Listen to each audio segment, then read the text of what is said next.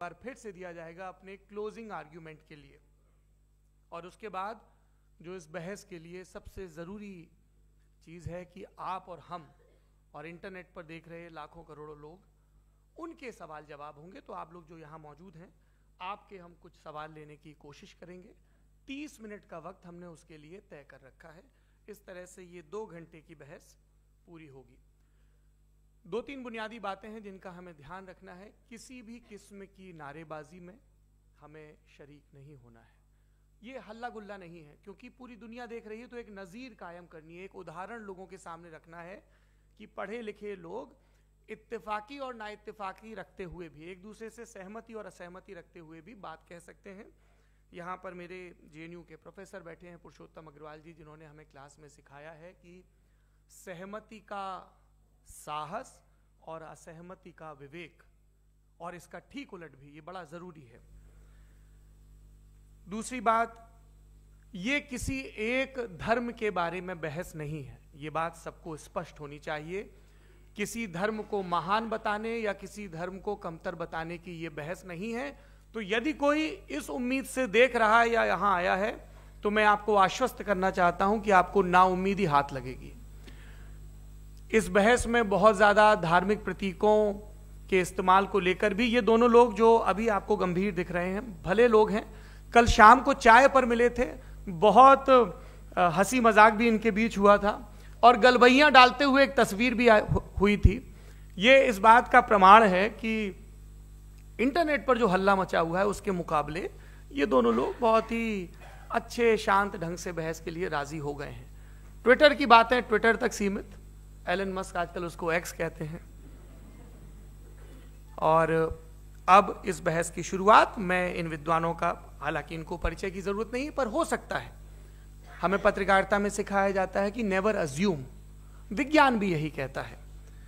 मुफ्ती smile Nadvi साहब Islamic विद्वान, शिक्षाविद हैं, कोलकाता के वाहियान फाउंडेशन के संस्थापक हैं, लखनऊ की प्रतिष्ठित दारुल उलूम नदवतुल उलमा से ग्रेजुएशन किया है, सोशल मीडिया और सार्वजनिक मंचों पर अध्यापन और बौद्धिक कामों में सक्रिय हैं, और इस समय इंटरनेशनल इस्लामिक यूनिवर्सिटी मलेशिया से PhD कर रहे हैं।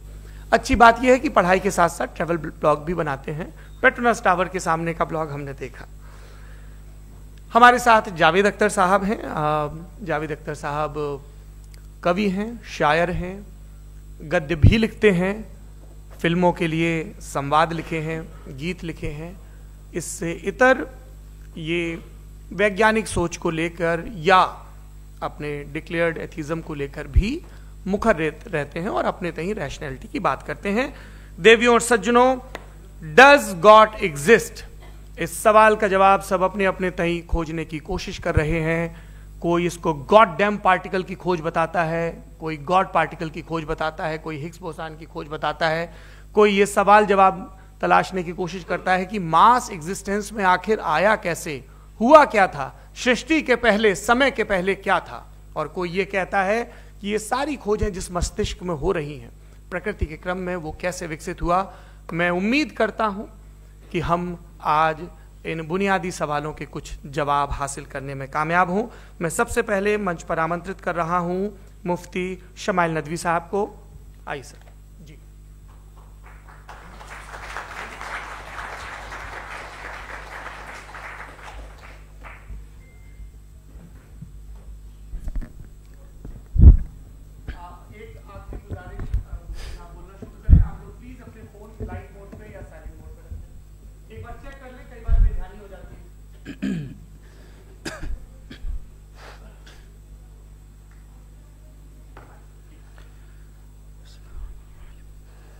तमाम तारीफ़ें उस क्रिएटर के लिए जिसने इस यूनिवर्स को एक मकसद के तहत पैदा किया है। रिस्पेक्टेड जनाब जावेद अख्तर साहब, मिस्टर सौरभ द्विवेदी, और respected audience, thank you all for being here today. आज की डिबेट में चूंकि हम बात करने वाले हैं डज गॉड एग्जिस्ट के टॉपिक पर, तो ये एक ऐसा टॉपिक है जिसके मुताल्लिक कोई भी डिसीजन लेने के लिए अलग अलग स्टैंडर्ड्स हो सकते हैं। लिहाजा डिबेट के शुरू में यह ज़रूरी है कि हम ये जान लें कि आज के इस टॉपिक में कौन सा स्टैंडर्ड सही होगा और कौन सा गलत होगा। सबसे पहला स्टैंडर्ड जिसे मैं समझता हूं कि हमारे रिस्पेक्टेड जनाब जावेद अख्तर साहब बड़ी तेजी के साथ उसकी तरफ लपकेंगे, वो है साइंस। जबकि साइंस दर हकीकत खुदा के एग्जिस्टेंस को डायरेक्टली साबित करने या उसके एग्जिस्टेंस को डिनाई करने के लिए स्टैंडर्ड नहीं बन सकती। और उसकी वजह क्या है, ये मैं नहीं कह रहा, ये वो लोग कह रहे हैं जो साइंस के एक्सपर्ट्स हैं।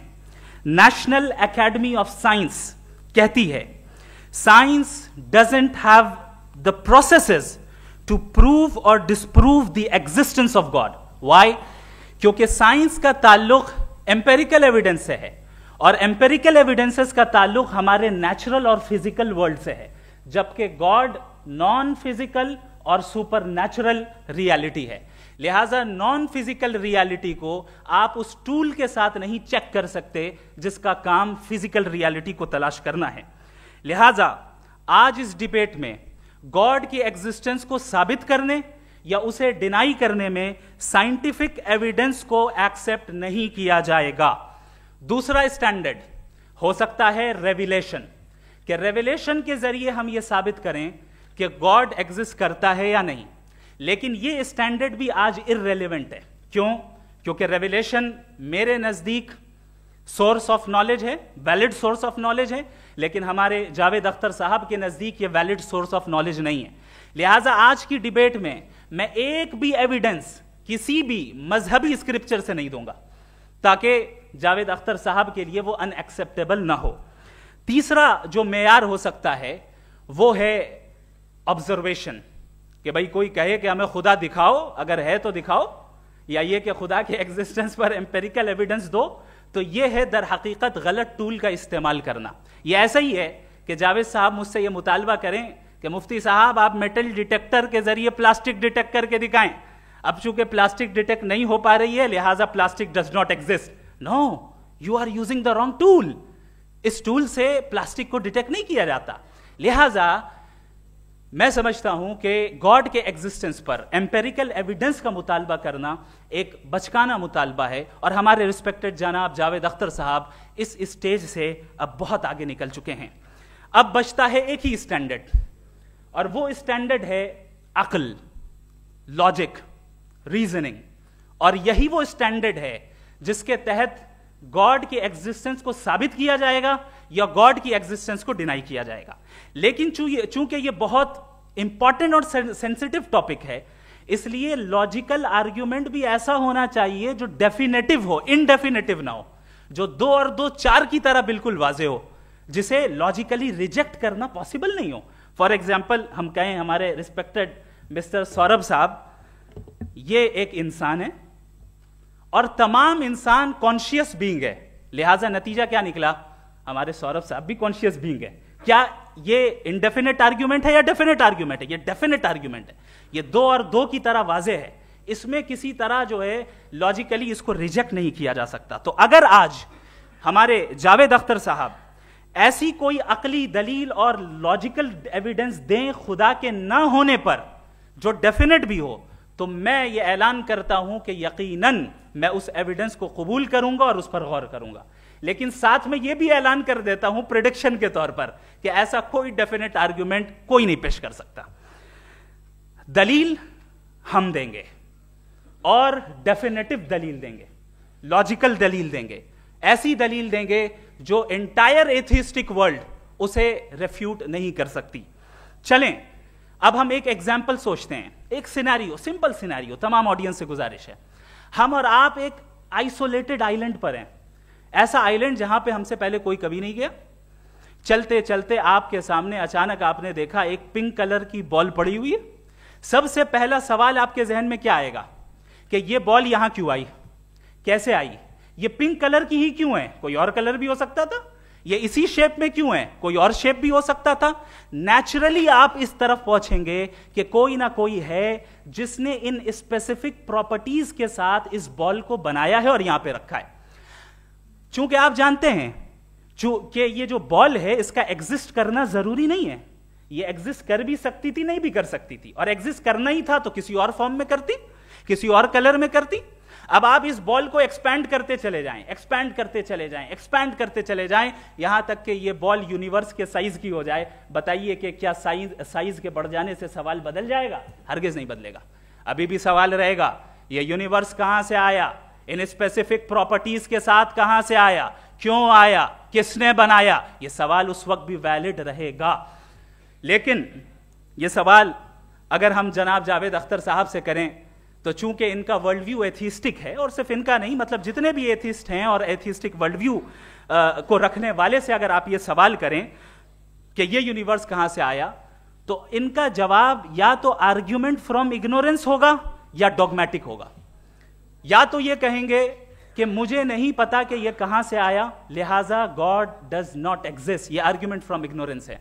या ये कहेंगे कि ये यूनिवर्स खुद ब खुद बन गया, इसका मतलब ये है कि उस बॉल को भी खुद ब खुद बन जाना चाहिए, लेकिन बॉल के ताल्लुक से ये एक्सप्लेनेशन एक्सेप्ट नहीं की जाएगी कि ये खुद ब खुद बन गई, लेकिन यूनिवर्स के ताल्लुक से कर दिया जाएगा। इसे हम दूसरे अल्फाज में डॉगमा भी कह सकते हैं।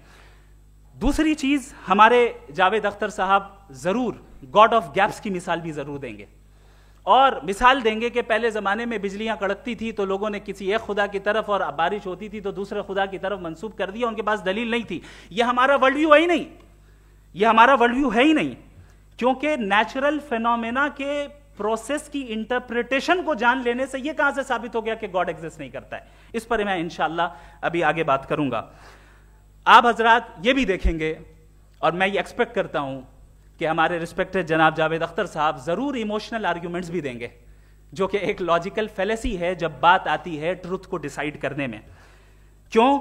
मिसाल के तौर पर वो कहेंगे कि अगर गॉड है तो ईविल क्यों एग्जिस्ट करता है, जबकि मैं कहता हूं ईविल का एग्जिस्ट करना गॉड के एग्जिस्ट करने की दलील है, उसके खिलाफ नहीं है। चूंकि अगर गॉड है तो हम सब उसके सामने अकाउंटेबल हैं, और अगर हम अकाउंटेबल हैं तो अकाउंटेबिलिटी के लिए ईविल का मौजूद होना जरूरी है, उसके बगैर हम अकाउंटेबल नहीं हो सकते। और अगर हम अकाउंटेबल नहीं हैं तो हम जनाब जावेद अख्तर साहब से पूछेंगे कि आप बताएं कि फिर सफरिंग इस दुनिया में क्यों है? अगर खुदा नहीं है तो सफरिंग क्यों है? और उन लोगों के जज्बे का क्या जिनके अंदर सफरिंग के बाद इंतकाम लेने का जज्बा पाया जाता है और वो इस दुनिया से ऐसे ही चले गए, क्या उनकी सारी तकलीफें बेकार चली जाएंगी?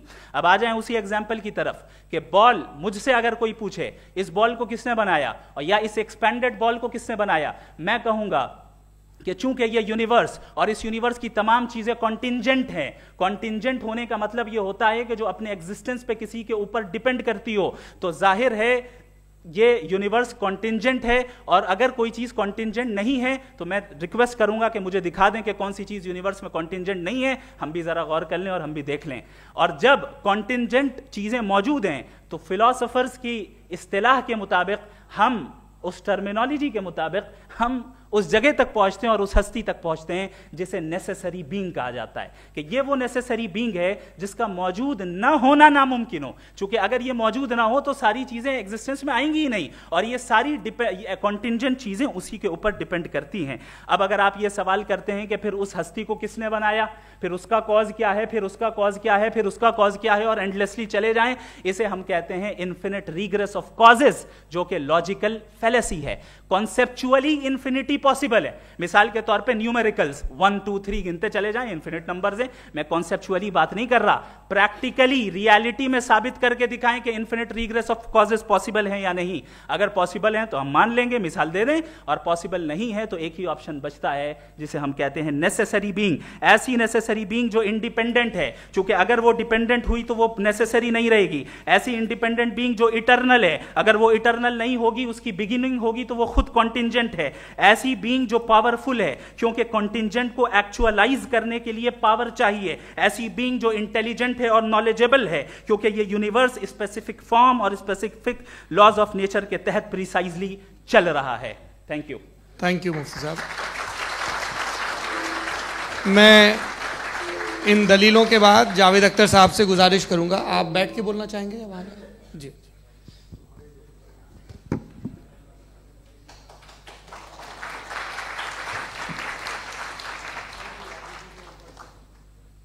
पहले तो मैं मुफ्ती साहब को एक अच्छी खबर देना चाहूँगा कि मेरी नॉलेज साइंस के बारे में बड़ी मामूली है, तो आप फिक्र ना करें उसकी, लेकिन कुछ कॉमन सेंस है मुझ में। देखिए, ये खुदा का तस्वुर कोई नया तस्वुर नहीं है, ये सदियों से रहा है। ये कुछ रिलीजन 3000 साल पुराने होंगे, 4000 साल पुराने होंगे, लेकिन इंसान कोई 10,000 12,000 साल से एग्जिस्ट करता है होमोसेपियन की शक्ल में, और हमेशा कुछ ना कुछ मज़हब रहे। ये मज़हब जाहिलों के नहीं थे, ये मज़हब एक ऐसी ग्रीक सोसाइटी के थे जहाँ बड़े बड़े फिलोसफर पैदा हुए। ये मज़हब इजिप्शियंस के थे जिन्होंने पिरामिड्स बनाए थे।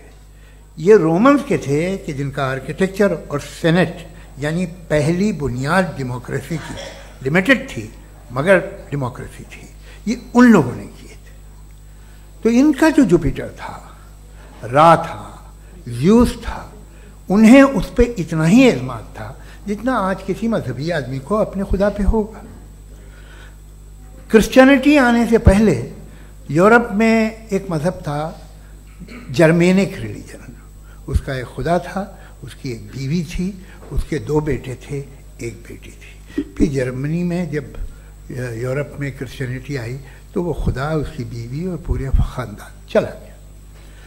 तो हमने, अगर हम हिस्ट्री देखें तो खुदा जो हैं वो ज़्यादातर फ़नी हैं, वो हमेशा रहे नहीं। और वो जो लोग इन्हें मानते थे उनको आप कहें वो तो जाहिल थे, उन्हें तो कुछ पता ही नहीं था, ऐसा नहीं है। वो अपने वक्त में बड़े काबिल लोग थे और अपने वक्त में उन्होंने बड़े बड़े काम किए हैं, फिलोसफर्स थे, साइंटिस्ट थे, लेकिन उनका मज़हब कहाँ गया, उनके खुदा कहाँ गए? आज जो खुदा हैं दुनिया में लोग उन्हें मानते हैं। आपको क्या मालूम कि कितने बरसों के बाद क्या होने वाला है? हम यूरोप में देखते हैं तो चर्च खाली हैं। तो वक्त के साथ चीज़ें बदलती हैं। जहाँ तक इसका ताल्लुक़ है मज़हबों का, हर मज़हब आपसे एक चीज़ मांगता है, फेथ। ये फेथ क्या चीज़ होती है? What is the difference between faith and belief? ये तो बहुत ही अहमखाना बात होगी कि कोई आदमी कहे साहब अगर खुदा है तो मुझे दिखाइए। ये तो जाहिलाना बात हुई। मैंने तो नॉर्थ पोल नहीं देखा है, मगर मैं मानता हूँ कि नॉर्थ पोल है। मैं क्यों मानता हूँ? इसलिए कि अगर ये दुनिया राउंड है तो उसका कोई टॉप होगा। कुछ लोग हैं जो वहाँ गए भी हैं, कॉमन सेंस कहता है कि ऐसा होगा, सबूत है, गवाह है, रीज़न है। तो ये मेरा फेथ नहीं है। तो फेथ में और बिलीफ में डिफरेंस क्या है? जो मजहब मांगता है आपसे, हर मजहब फेथ मांगता है। फेथ का मतलब ये है कि ना कोई गवाह हो, ना कोई सबूत हो, ना कोई रैशनल हो, ना कोई लॉजिक हो, ना कोई प्रूफ हो, मगर तुम एक बात को मानो। ये है फेथ। वरना बिलीफ होता। अगर इसमें कुछ भी सबूत होते, गवाह होते, तो फिर इसे आप बिलीफ कहते। जैसे मेरा बिलीफ है कि नॉर्थ पोल है, मेरा फेथ थोड़ी है। फेथ इन तमाम शर्तों को रद्द करता है। तो फिर स्टुपिडिटी क्या है? अगर मैं एक बात ऐसी मानूं जिसकी ना कोई लॉजिक है, ना कोई रैशनल है, ना कोई प्रूफ है, ना कोई गवाह है, ना कोई सबूत है, और मैं उसे मानूं, तो ये स्टुपिडिटी हुई। इसे ही भाई कल को मैं यकीन कर लूं कि एलोन मस्क जो है मेरा भाई है, तो मुझे इंतहाई खुशी होगी, सुकून भी बहुत मिलेगा मुझे। लेकिन और कहे भाई क्यों मानते हो, क्या सबूत है? भाई वो तो अमेरिकन है और तुम तो इंडियन हो, वो तो नस्ल अलग है, तुम्हें कभी मिले भी नहीं। साहब देखिए मेरा फेथ है, इस पर बात न किया। फेथ का मतलब ही यह है कि आप प्रूव नहीं कर सकते। अगर आप प्रूव कर सकते हो तो फेथ की जरूरत ही नहीं, फिर तो आप बात करेंगे, आप कितनी बहस कर लीजिए। अल्टीमेटली दुनिया का हर मजहब फेथ पे टिका है, और फेथ का मतलब है एक ऐसा यकीन जिसका कोई सबूत, कोई गवाह, कोई रैशनल नहीं। अब आप ये कहें, क्या आप ये क्यों कह रहे हैं कि साहब ये कायनात किसने बनाई? कमाल ये है कि आपने बताया कि एक आइलैंड पे गए और एक बॉल देखी। आपने ये नहीं कहा कि आइलैंड किसने बनाया, आपको सिर्फ बॉल पे हैरत हुई। हमने आइलैंड पे हमने हैरत नहीं की, होते हैं आइलैंड। इसी तरह ये आइलैंड है, सितारे, ये गैलेक्सीज, ये सब आइलैंड हैं, खला में। हम उन्हें टेकन फॉर ग्रांटेड लेते हैं, हम पूछते नहीं किसने बनाए। आपने जजीरे के बारे में भी नहीं पूछा है। मेरी पैदाइश कैसे हुई? क्या मैं प्लान्ड पैदा हुआ था? I was plan to be born, या एक लकी स्पर्म था जो किसी एक से चिपक गया? मेरी पैदाइश रैंडम। और इंसाफ जिसे आप कहते हैं, इंसाफ का तो नेचर से कोई वास्ता ही नहीं। जो आप कहते हैं कि एक दिन इंसाफ मिलेगा, इंसाफ is a human concept, nature में कोई इंसाफ नहीं। अगर शेर हिरन को खा जाता है तो उसे कोई सजा नहीं मिलती। अगर एक आंधी आती है और हरे भरे पेड़ों को उखाड़ के फेंक देती है तो आंधियों की जेल नहीं होती है। नेचर में इंसाफ नहीं, इसलिए मुझे नेचर को इंसाफ की जरूरत भी नहीं। नेचर तमाम एक है। अब हम कहें कि साहब ये देखिए जो मैंने खाना खाया था ये मेरी आंख तो नहीं यूं कर दिया उसे, तो इसे सजा मिलनी नहीं, वो सिस्टम है, ऐसे ही चल रहा है। नेचर बगैर इंसाफ के है। इंसाफ इज अ ह्यूमन कॉन्सेप्ट। तो जो आपसे कहता है कि मैं तुम्हें इंसाफ दूंगा, वो इंसानी जहन की पैदावार है। ये नेचुरल है ही नहीं, ये आसमानी है ही नहीं। नेचर का तसव्वुर, इंसाफ का तसव्वुर। भाई आप साथ मिलते हैं, अब आप लेफ्ट हैंड ड्राइव करते हैं, ये क्या है? तमाम सच, तमाम नेकी, तमाम शराफत लेफ्ट हैंड ड्राइव है। वरना क्या होगा, या तो आप क्रॉस कर देंगे, आपका एक्सीडेंट हो जाएगा, या आप किसी को मार देंगे, या ट्रैफिक जैम हो जाएगा। झूठ, बेईमानी, रिश्वतखोरी, ये तमाम जो है driving on the wrong side है। इसके ऊपर कुछ नहीं। ये तो हमने बनाया, जैसे हमने लेफ्ट हैंड ड्राइव बनाई है। ये कॉन्सेप्ट ऑफ इंसाफ जो है ये हमारा है, इसका नेचर से कोई वास्ता नहीं। शेर खा जाता है हिरन को, उसे जेल होती है क्या? कुछ भी नहीं, है ही नहीं। तो ये जो दुनिया के रिलीजन प्रॉमिस करते हैं आपसे इंसाफ, इसी से मालूम होता है कि ये मैन मेड है। ये तसव्वुर कहीं और का है ही नहीं। जो नेचर है, कुछ लोग कहते हैं नेचर ही खुदा है, तो नेचर में तो इंसाफ नहीं कहीं। और आप वादा कर रहे हैं कि तुम्हें मरने के बाद इंसाफ मिलेगा।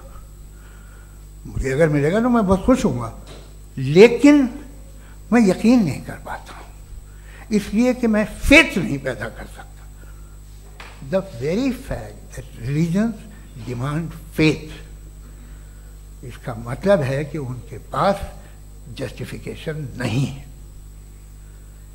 अच्छा था, फिर रिलीजन अगर मॉडरेशन में है, कोई सा भी नहीं, वो आप में कुछ खूबियां भी पैदा करता होगा।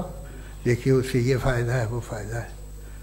अल्कोहल जो है वो ज़्यादातर दवाओं में यूज़ होती है, और एक सर्वे किया गया था अमेरिका में कि लॉन्जिटिविटी किन लोगों की है। तो एक तरफ वो लोग थे जो शराब पीते ही नहीं थे, और एक तरफ वो थे जो एक बोतल शराब रोज पीते थे।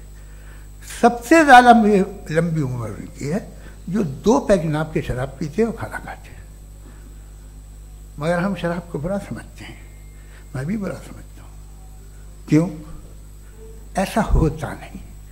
कुछ चीज़ों में आदत होती है कि वो बढ़ती है। आज तक में एक आदमी दूध पीता है, आप 10 साल बाद भी मिलेंगे तो एक ही गिलास पीता होगा। ऐसा नहीं होता, सुबह से दूध पीता रहता है। मिल्कोहलिक मैंने नहीं देखे, अल्कोहलिक होते हैं। ये टेंडेंसी है मजहब की कि वो बढ़ता है, जैसे कैंसर बढ़ता है, जैसे शराब बढ़ती है। कुछ लोग होंगे जो उसे सही तरह से यूज़ करते हैं। मुझे यकीन है कि हमारे मुफ्ती साहब भी उनमें से एक, इनसे बहुत खुशी हुई मुझे इनसे मिलकर। लेकिन कितने लोग हैं कि आज आप देखते हैं दुनिया में जो तबाहियाँ हैं, इनमें कितना हाथ है उन लोगों का जो बिलीवर कहते था मजहब ये नहीं कहता, ना कहता होगा, मगर जब ये मजहब पीते हैं तो ऐसे बिहेव करते हैं। थोड़ा सा अगर हो तो शायद बहुत अच्छी बात, लेकिन शराब थोड़ी सी नहीं रहती, उसमें टेंडेंसी है पहले।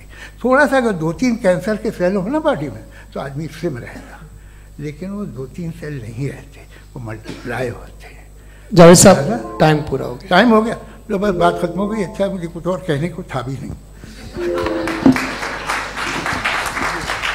जी, मैं पहले जवाबी दौर के लिए इनवाइट कर रहा हूं मुफ्ती साहब को। Your rebuttal round 1, you have 7 minutes।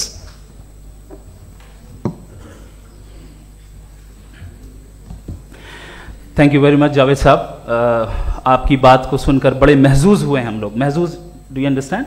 We enjoyed. Okay, अब थोड़ा सा लॉजिकली उसको हम लोग देखते हैं। दरअसल हम लोगों ने कल गुजारिश की थी मुफ्ती साहब से भी, जावेद साहब से भी, कि हिंदुस्तानी जबान आम फहम सबको समझ में आ जाए और जहां कहीं आप मुश्किल शब्द इस्तेमाल करें वहां बताते भी चलें। Thank you. तो सबसे पहले हमारे रिस्पेक्टेड जावेद साहब ने हवाला दिया कि खुदा फानी है। कितने मजहब आगे चले गए, किसी ने जुपिटर को खुदा माना, किसी ने किसी को माना। मैं कहता हूं जिसने कॉन्टिंजेंट चीज को खुदा माना, गलत माना, वो खुदा ही नहीं, वो खुदा ही नहीं है। हम तो नेसेसरी बीइंग को साबित करने बैठे हैं, वो नेसेसरी कॉज जो इटरनल है, जो अबदी भी है और अजली भी है। हम किसी और को साबित करने नहीं बैठे। दूसरी चीज उन्होंने कहा कि फेथ एंड बिलीफ, ये एक ऐसी डेफिनेशन है फेथ की जो इन्होंने पहली मर्तबा पेश की है, या माफ कीजिएगा इन्होंने पहली मर्तबा पेश नहीं की है, रिचर्ड डॉकिंस ने पहली मर्तबा पेश की है। मुझे मालूम है ये सोर्स कहां से है। एपिस्टेमोलॉजिकली फेथ और बिलीफ का फर्क आप इस तरह नहीं कर सकते सर। फेथ सही भी होता है, गलत भी होता है। बिलीफ सही भी होता है, गलत भी होता है। जो लॉजिक, रीजन और एविडेंस से बैक्ड होगा वो फेथ सही होगा। और आप जिस फेथ की बात कर रहे हैं कि इलॉजिकल है और उसके पीछे नहीं है, तो we are on the same page. हम नहीं मानते उस फेथ को, जो फेथ ऐसा हो जिसके पीछे कोई लॉजिक ना हो, एविडेंस ना हो, हम नहीं मानते। हम तो उस फेथ के कायल हैं जिसके पीछे लॉजिक हो और एविडेंस हो। तो बिलीफ सही भी होता है, गलत भी होता है, फेथ भी सही होता है और गलत भी होता है। तो आज फेथ और बिलीफ के डिफरेंस पे बात नहीं हो रही है। आज आप चाहे फेथ एक्सेप्ट कर लें या बिलीफ एक्सेप्ट कर लें, आज ये बात होगी कि ट्रूथ क्या है, चाहे ट्रू बिलीफ सही है या ट्रू फेथ सही है, और फॉल्स फेथ क्या है और फॉल्स बिलीफ क्या है, बात इस पे हो रही। दूसरी चीज इन्होंने पूछा स्टुपिडिटी फिर क्या है। अगर फेथ रिलीजन स्टुपिडिटी नहीं है तो और क्या है? चूंकि फेथ का मुतालबा करते हैं तो स्टुपिडिटी क्या है? मैं कहता हूं स्टुपिडिटी एथिज्म है। उसकी वजह यह है कि आप एक सड़क पे जा रहे हो और आप किसी गार्डन में जाएं और देखें वहां लिखा है फूलों के साथ I love Javed Akhtar, and I really do, I love you sir.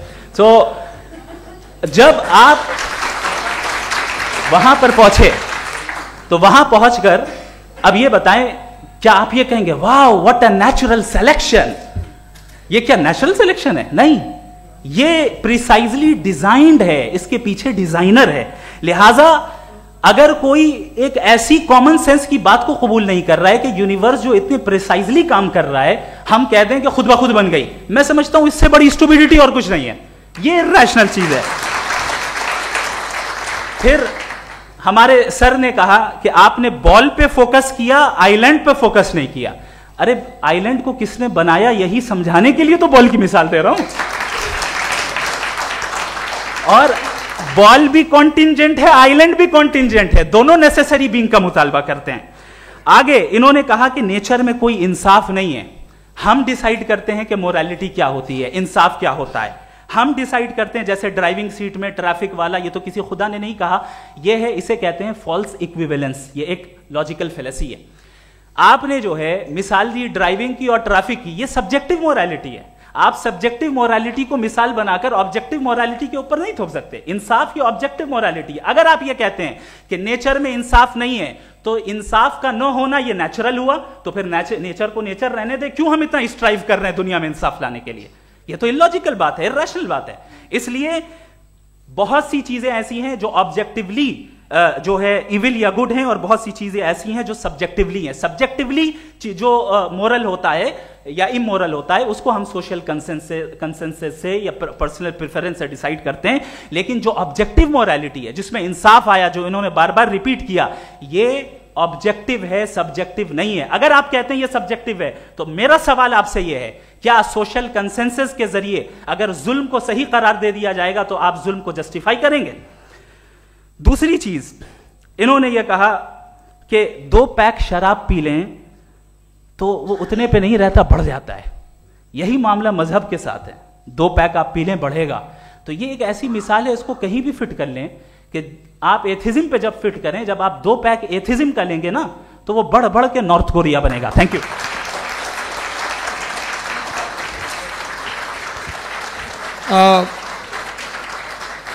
First round के रिबटल के लिए मैं जावेद साहब को इनवाइट कर रहा हूं। आपके पास 7 मिनट का वक्त है, रीसेट कर दीजिएगा प्लीज।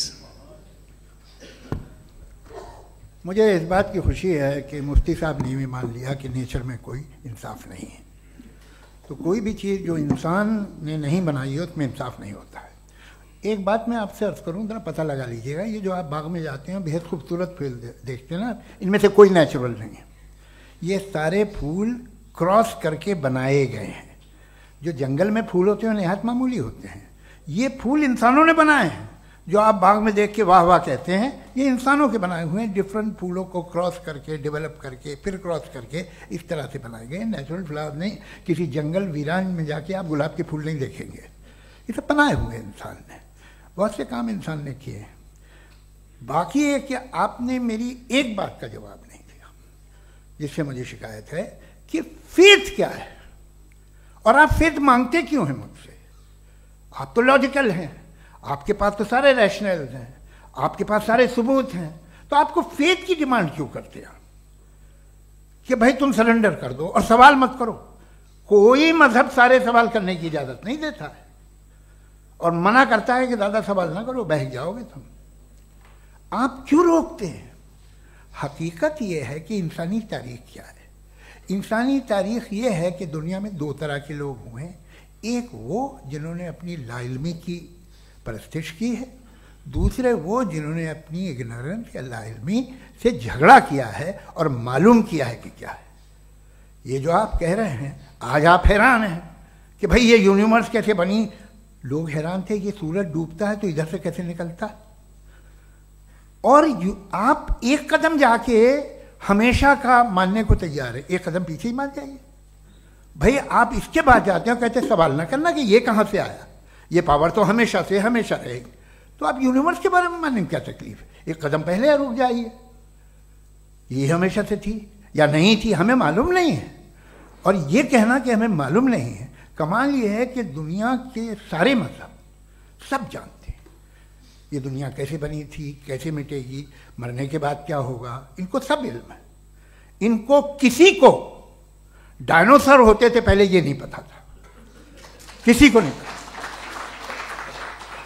किसी भी दुनिया की मजहबी किताब में डायनासोर का जिक्र नहीं है। लेकिन बाकी सब बातें, how to make universe in 4 easy lessons and बाकी सब पता है। जिसको सब पता है वो गड़बड़ है।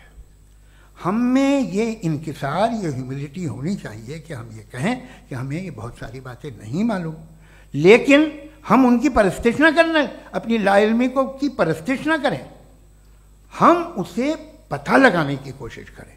जिस दुनिया में आप बैठे हैं सर, ये हॉल जो है, ये इलेक्ट्रिसिटी जो है, ये माइक जो है, जिस हवाई जहाज से आप आए थे, वो जिस कार से आप यहाँ आए हैं, ये सब उन लोगों की बनाई हुई है जिन्होंने सवाल किए थे। ये दुनिया जिसमें आप आज आराम से हैं, ये उन लोगों की बनाई है कि जिन्होंने सवाल किए थे। और हर स्टेज पे इन सवालों को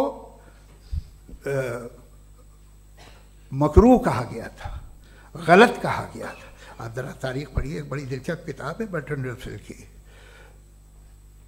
जिसमें उसने रिलीजन एंड साइंस कि कब से रिलीजन जो है साइंस के अगेंस्ट है।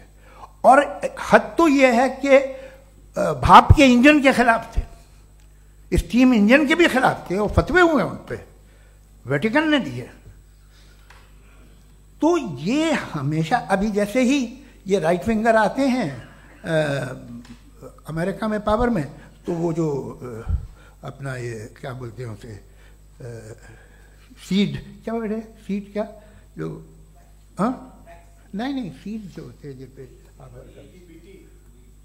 जी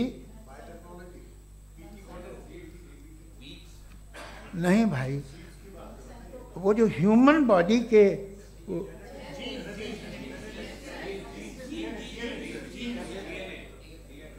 उस पर रिसर्च बंद हो जाती है, रिपब्लिकन नहीं करने देते। अरे भाई इतना डर क्या है तुम्हें? एक ज़माने में बहुत नाराज थे ये सारे मजहबी लोग कि ये इंसान तो इंसान बनाने की कोशिश कर रहा है। आपको क्या तकलीफ भाई, बना ले तो बना लेने दो, ये खौफ क्या है? और ये सब आज जो आप कह रहे हैं नामुमकिन है, ये कैसे हुआ, मुझे एक किस्सा याद आता है। जब मैं 6ठी क्लास में था तो मैं मैथमेटिक्स में बहुत वीक था, तो एक टीचर रख दिया गया, उसने 1 2 3 4 5 6 7 को सिखा दिया मुझे। वो दिन मैं भूल नहीं सकता हूँ मुफ्ती साहब, जिस दिन उसने ये बताया कि 1/2 क्या होता है और 3/4 क्या होता है, मुझे ऐसा लगा कि मेरा सर बीच से फट जाएगा। ये आदमी कह रहा है कि जो दीवार के अंदर जाओ वॉक करते हुए। आज हंसता हूँ मैं इस बात पे। तो आज जो बातें आपके जहन से बिल्कुल परे हैं और आप हैरान होते उन्हें देख के, एक वक्त आएगा कि मामूली लगेंगे। और हुआ है, आपकी इंसानी तारीख ही है। इतनी जल्दी सारे फैसले आप मत कर लीजिए, थोड़ा ये ह्यूमिलिटी रखिए कि भाई ये हमें नहीं मालूम। ये कहने में क्या है, ये यूनिवर्स कहाँ तक फैली, ये कब से है और कब तक रहेगी, हमें नहीं मालूम। आपने फैसला कर लिया कब बनी, ये आपके हिसाब से कोई 14 बिलियन ईयर बनी जो समझा जाता है। उससे पहले हजारों करोड़ों अरबों साल तक खुदा बैठा क्या कर रहा था, खामोश बैठा था, ऐसे ही जमाइयाँ ले रहा था। फिर उसे आइडिया है, यार एक काम करते, वक्त अच्छा गुजर जाएगा, यूनिवर्स पर आपसे सोचिए। वो तो हमेशा से है ना, मगर यूनिवर्स हमेशा से नहीं है, ये तो बनाई गई है। और उससे पहले क्या था, इनका क्या काम था, कैसी बात है। ये बड़ा आसान है, जो बात हमें आज धीरे धीरे पता चली है। बरसों 2000 और 2500 साल पहले आपको किसी ने बता दिया कि क्या था, आप मान गए, और तब से वही मान रहे हैं जो 2500 साल पहले कहा गया था। सब कुछ बदल गया है, सॉल्व हो रही हैं चीज़ें। अभी साइंस बिल्कुल दावा नहीं करती, या कोई फिलोसफर ये दावा नहीं करता कि हमें सब मालूम, बल्कि वो कहता है कि हमें जितना मालूम होता है उससे ये मालूम होता है कि हमें कितना कम मालूम। तो हम अपनी जहालत से लड़े, उसकी परस्तिश न करें। जी, time. Thank you so much. मैं तर्कों की श्रृंखला में राउंड 2 के लिए मुफ्ती साहब को आमंत्रित कर रहा हूँ। आपके पास एक बार फिर से 7 मिनट का वक्त है। शुक्रिया। जनाब जावेद अख्तर साहब कई मर्तबा दोहरा रहे हैं कि फेथ का मतलब बताइए, फेथ का मतलब बताइए। मैंने बता दिया, फेथ सही भी होता है, गलत भी होता है। और आज हम फेथ पे बात नहीं कर रहे, हम ट्रुथ और डज गॉड एग्जिस्ट पे बात कर रहे हैं। क्या डज गॉड एग्जिस्ट, ये ट्रुथ यानी गॉड है या नहीं है, इसमें से दोनों ट्रुथ क्या है। अब आप उसे फेथ कह लें, बिलीफ कह लें, नॉट माई बिजनेस। उसके बाद आपने कहा कि भाई सवाल करने से मजहब रोकता है। मैं कहता हूं जो रोकता है वो रोकता होगा, मैं नहीं रोकता, बल्कि सवाल करें, सवाल करना चाहिए। सवाल कर करके तो हम आगे बढ़ते हैं, तरक्की करते हैं, और इसीलिए मैं आज यहां पे आया हूं। लेकिन सवाल सिर्फ खुदा से नहीं होगा, आपसे भी होगा। सवाल एथिज्म से भी होगा, सवाल सिर्फ मजहब से नहीं होगा, सबसे होगा। और आज मैं सवाल करूंगा और उम्मीद है कि आप जवाब देंगे। अभी तक आपने वैसे कॉन्टिंजेंसी आर्गुमेंट का कोई जवाब नहीं दिया। चलें, आपने कहा यूनिवर्स के बारे में इटर्नल क्यों नहीं बोल देते। ये चूंकि लॉजिकली पॉसिबल ही नहीं है कि यूनिवर्स इटर्नल हो। यूनिवर्स एक कॉन्टिंजेंट चीज है जो टाइम एंड स्पेस के पाबंद है, टाइम एंड स्पेस से बाउंड है। जो टाइम एंड स्पेस से बाउंड होगा वो कॉन्टिंजेंट होगा, जो कॉन्टिंजेंट होगा वो उसकी बिगिनिंग हुई होगी, जिसकी बिगिनिंग हुई होगी वो इटर्नल नहीं हो सकता। ये तो कॉमन सी बात है। आपने कहा कि किसी मजहबी किताब में डायनासोर का जिक्र नहीं है। अफसोस कि आज तक किसी मैथमेटिक्स के किताब में मुझे डायनासोर का जिक्र नहीं मिला। तो इसका मतलब मैथमेटिक्स की किताब बेकार है? नहीं, उसका वो टॉपिक नहीं है। रेवलेशन का और मजहबी किताबों का टॉपिक ये नहीं है कि आपको आके बताए साइकिल कैसे बनाते हैं, या आकर ये बताएं कि जो है डायनासोर कब था। वो तो मोरालिटी सिखाने आया है, गॉड के बारे में बताने आया, नॉन फिजिकल रियलिटी की हकीकत को सिखाने के लिए आया। रिलीजियन साइंस को रोकता है? नहीं रोकता। अगर रोकता है तो गलत करता है। रिलीजियन साइंटिज्म को रोकता है, जिसमें हमारे जावेद साहब मुब्तला हैं। साइंस और साइंटिज्म में फर्क है। साइंटिज्म यह है कि आप समझें कि साइंस और साइंटिफिक मेथोडोलॉजी ये नॉलेज को हासिल करने का वाहिद सोर्स ऑफ नॉलेज है। यह है साइंटिज्म। हम इसे रिजेक्ट करते हैं। हम साइंस को तो तरक्की करते हैं, भाई आप हमारी पूरी तारीख कर लें, पढ़ लें तो आपको पता चल जाएगा। बहरहाल ये अलग टॉपिक है। उसके बाद इन्होंने एक लफ्ज कहा, वेटिकन ने फतवा दिया। वेटिकन का फतवे से कोई ताल्लुक नहीं है, दोनों कॉन्ट्राडिक्टरी अल्फाज हैं। उसके बाद उन्होंने कहा कि भाई हमें नहीं मालूम। अगर नहीं मालूम तो क्लियरली कह देना कि नहीं मालूम है, इसमें क्या हरज है। तो वही तो मैं कह रहा हूं ना कि आप कह दें कि नहीं मालूम, लेकिन क्लेम क्यों कर रहे हैं कि गॉड एग्जिस्ट नहीं कर रहा है? आप कह दें नहीं मालूम है, हो सकता है हो सकता ना हो, लेकिन आप क्लेम कर रहे हैं। The moment you say God does not exist, this is a claim, and now the burden of proof is upon you too, जैसे हमारे ऊपर है। और क्यों है मैं बताता हूं, क्यों है ये भी मैं बताता हूं। फिलोसॉफिकली जो क्लेम होता है ना, सिर्फ ये नहीं होता कि इंसान कहे पॉजिटिव क्लेम करे और नेगेटिव क्लेम करे तो बर्डन ऑफ प्रूफ नहीं है। आप मिसाल के तौर पे मैं कहूं कि फुला उस कमरे में कोई नहीं है, मैंने एक नॉलेज का क्लेम किया है। उस कमरे में कोई नहीं है, मैंने एक नॉलेज का क्लेम किया। या तो मैं कहूं मुझे नहीं पता, हो भी सकता है नहीं भी हो सकता है, this is not a claim. लेकिन जब मैं कह रहा हूं कि वहां कोई नहीं है या मैं कह रहा हूं वहां कोई है, दोनों क्लेम है और दोनों के ऊपर बर्डन ऑफ प्रूफ है। हमारे ऊपर भी बर्डन ऑफ प्रूफ है, मैंने कंटिजेंसी आर्ग्यूमेंट दिया, इसे तोड़कर दिखाइए। आखिरी चीज, इन्होंने कहा कि खुदा दुनिया बनाने से पहले 150 साल पहले या करोड़ों साल पहले क्या कर रहा था। अरे हजरत, चलें बहरहाल मैं जवाब दे देता हूं, आप हमारे रिस्पेक्टेड पर्सनालिटी हैं, अगर आप नहीं होते तो मैं ऐसे एंटरटेन ही नहीं करता। टाइम, ये 100 साल पहले या 100 साल बाद, पहले बाद में अभी, ये वो अल्फाज हैं जिनका ताल्लुक टाइम से है। टाइम शुरू ही हुआ है यूनिवर्स की बिगिनिंग के बाद, तो उसके पहले खुदा क्या कर रहा था, सवाल इलॉजिकल है, ये फेलेसी है। यानी आप ये कह रहे हैं कि यूनिवर्स के बनने से पहले खुदा क्या कर रहा था, टाइम के बनने से पहले, पहले का ताल्लुक टाइम से, टाइम उस वक्त था ही नहीं, तो ये सवाल ही इनवैलिड है खुदा के ताल्लुक से। दूसरी चीज, आर्ग्यूमेंट ऑफ कंटिजेंसी जो मैंने आपके सामने पेश की है, आपने बार बार ये प्रूफ किया और ये कह रहे हैं कि गॉड ऑफ गैप्स। देखिए पहले नहीं मालूम था, साइंस ने कर दिया। सिंपल की मिसाल से मैं समझा देता हूं। जिस गैप्स की आप बात कर रहे हैं ना, साइंस उन गैप्स को जिन चीज के जरिए भी प्रूव करेगा वो कॉन्टिंजेंट ही होगा, अब चाहे वो फोर्स हो, मैटर हो या एनर्जी हो। लिहाजा सवाल हमारा उस वक्त भी वैलिड होगा जब तक कि आप नेसेसरी बीइंग पे ना आ जाएं, और इन्फिनिट रिगरेस पॉसिबल नहीं है of causes in practical world, तो जाहिर है कहीं रुकना पड़ेगा, जहां रुकेंगे वही खुदा है। दूसरी चीज, आपने ये कहा, क्या कह रहा था मैं, किस पॉइंट को? What? Oh no, after that, just now. हाँ, जहां रुकेंगे वही खुदा है। बहरहाल, तो टाइम का जिक्र हो गया, गॉड ऑफ गैप, सॉरी, या इसकी एक मिसाल आप ले लें। एक कार है, एक साहब ने देखा कि भाई कार जो है उसके व्हील्स कितने अच्छे लगे हुए हैं, सही जगह पे, स्टीयरिंग जो है कितने अच्छे जगह पे लगी हुई, और सीट्स कितने वेल डिजाइंड है, कितनी प्रिसाइजली ये कार काम कर रही है, तो जरूर कोई ना कोई इसे क्रिएट किया है, किसी ने क्रिएट किया है। अब जावेद साहब आए और कहे अरे जनाब बोनेट खोलिए, इसमें इंजन है, इंजन इस कार को चला रहा है, hence prove no one has created the car. This is illogical, this is irrational. आपने इंजन के जरिए उस गैप को तो साबित किया, लेकिन क्या उससे कार की जो क्रिएशन है और उसका जो क्रिएटर है ये इम्पॉसिबल हो जाए, ऐसा पॉसिबल है? उसका सवाल खत्म हो जाए, ऐसा पॉसिबल है? नहीं। आपने गैप्स को फिल करके, कॉन्टिंजेंट चीजों से गैप्स को फिल करके हमारे ऑब्जर्वेशन को और ब्रॉड कर दिया। अब हमें और पता चल गया कि ये जो कार है इसका सिस्टम कितना ज्यादा कॉम्प्लेक्स है। पहले कम समझते थे, अब कॉम्प्लेक्सिटी और ज्यादा वाजे हो गई। अब हमें समझ में आ रहा है कि हमारी सर्टेनिटी और बढ़ गई कि जरूर इस कार को किसी ना किसी ने बनाया। यही मामला यूनिवर्स का है। साइंस हमेशा फिजिकल वर्ल्ड की चीजों को ही फिल करती जाएगी और फिजिकल चीजों से ही करती जाएगी, चूंकि एम्पेरिकल एविडेंस का ताल्लुक फिजिकल वर्ल्ड से है।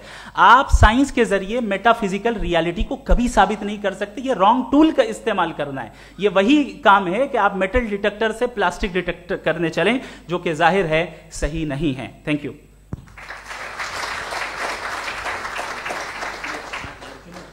जी, ये आर्ग्यूमेंट का राउंड 2 है। हाँ। 7 मिनट है। पहले तो मैं आपसे अर्ज करूं कि आपने कहा कि जब कायनात ही नहीं थी तो वक्त भी नहीं था, कुछ भी नहीं था। कैसे नहीं था? खुदा था। एक एग्जिस्टेंस तो था ना खुदा का। तो जब खुदा था तो वक्त भी होगा। ऐसा नहीं है कि कुछ भी नहीं था, खुदा था। अच्छा, बाकी एक आपने कहा साहब आप साबित कीजिए, आपके पास भी लॉजिक है या मेरे पास भी लॉजिक है। मेरा जिम्मेदारी नहीं है साबित करना कि खुदा है। बर्टन रसल ने बड़ी अच्छी बात कही, बर्टन रसल ने बड़ी अच्छी बात कही। मैं आपसे अगर ये दावा करूं कि एक चाय की केतली मरीख के चारों तरफ घूम रही है, मार्स के चारों तरफ, तो ये आपका काम नहीं है कि आप साबित करें कि कोई चाय की केतली नहीं है। ये मेरा काम है, मैंने दावा किया है। ये दावा तो मजहबी लोग करते हैं कि खुदा है, मैं क्यों साबित करूं कि नहीं है? जब तक आप मुझे कन्विंस नहीं कर देंगे मैं नहीं मानूंगा। आपकी जिम्मेदारी है, मेरी जिम्मेदारी नहीं है। दोयम ये कि ये जो आप कह रहे हैं, जो गैप्स हैं, ये गैप जब जब किसी मजहब को चैलेंज करते हैं, जब ऐसा कोई बात आती है तो हंगामा हो जाता है कि जब वो चैलेंज करें किसी फेथ को।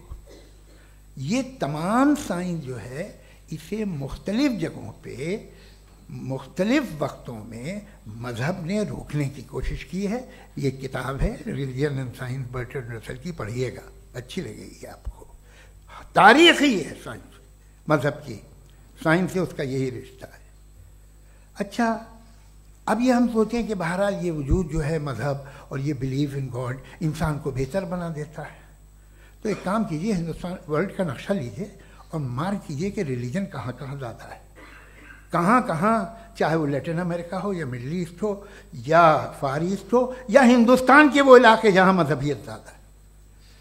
रख दीजिए नक्शा अलग। अब दूसरा नक्शा कि कहाँ कहाँ नाइंसाफ़ी, रिप्रेशन, औरतों के हुकूक की पामाली, जुल्म, डिक्टेटरशिप कहाँ है, नक्शा एक ही होगा। तो आप मुझे बताएं कि जो इसका तरकीब इस्तेमाल क्या है, खुदा का तरकीब इस्तेमाल तो बताइए। आप छोटी सी दवा सड़क पे बेचते हैं, उसकी भी तरकीब इस्तेमाल बताते हैं। इसके इस्तेमाल से तो फायदा नहीं हुआ किसी को। जो सारे के सारे खराब मुल्क हैं, खराब समाज है, वो सारे जुल्म खुदा के नाम पे करते हैं। वो गलत करते हैं, सही करते हैं, मुझे क्या लेना देना उससे। इस्तेमाल से मालूम होता ना। एक विस्की की बोतल कभी शायद देखी हो आपने, लाल रंग की होती है, उस पर रोशनी और छिपड़े इंतहाई खूबसूरत लगती है, क्या बिगाड़ रही है किसी का? उसका इस्तेमाल गलत है, इसलिए आप उसे नापसंद करते हैं। इसका इस्तेमाल गलत है, इस तसव्वुर का इस्तेमाल ही गलत है और हमेशा से गलत हुआ है। आप देख लीजिए, इंसानी तारीख देख लीजिए, आज देख लीजिए, हिंदुस्तान देखिए, दुनिया देख लीजिए, क्या हो रहा है। इसे कैसे इस्तेमाल कर रहे हैं? फेथ वाले लोग क्या फेयर हैं, जस्ट हैं, जो अपने खुदाओं पे यकीन रखते हैं, वो किस तरह के लोग हैं? वो लोगों को इंसाफ देते हैं, वो बेहतर इंसान बने। तो इस दवा का फ़ायदा क्या है? चलो बहुत फ़ायदा हो रहा तो मैं इस्तेमाल कर लूँगा, मैं मुझे तो इस दवा का कोई फ़ायदा दिखता ही नहीं। मुझे तो ऐसा लगता, मैं एक और बात बताऊँ, अगर कोई आदमी मजहबी है और अच्छा आदमी है तो मैं उसकी बहुत इज्जत करता हूँ, इसलिए कि मेरा ख्याल है मजहबी आदमी का अच्छा होना मुझसे अच्छा होने से ज़्यादा मुश्किल है। भाई हर चीज़ की एक लिमिट है। आप इतना भाग सकते हैं, इतना नहीं भाग सकते, इतना वजन उठा सकते, इतना नहीं उठा सकते, इतना दूर देख सकते हैं, इतना दूर नहीं देख सकते। उसी तरह कॉमन सेंस कहता है कि आप में नेकी का भी एक कोटा होगा। अब आप अगर सुबह जाते हैं अपनी इबादत गाह और इबादत करते हैं तो बाहर निकलते हैं तो आप तो यही महसूस करते हैं कि आपने एक बहुत अच्छा काम किया, आपकी नेकी का एक बहुत बड़ा कोटा खर्च हो गया जिससे किसी का कोई फ़ायदा नहीं। मैं तो नहीं जाता हूँ तो मुझे तो किसी को खाना खिलाना पड़ेगा, किसी बेवा की मदद करनी पड़ेगी, मैं अपना कोटा कैसे कंज्यूम करूं? आप अपना कोटा, सारे मजहबी लोग इंतहाई यूजलेस कामों में यूज करते हैं। उसके बाद भी अगर आप में बच्ची है थोड़ी सी शराफत, तो भाई वाह क्या बात है।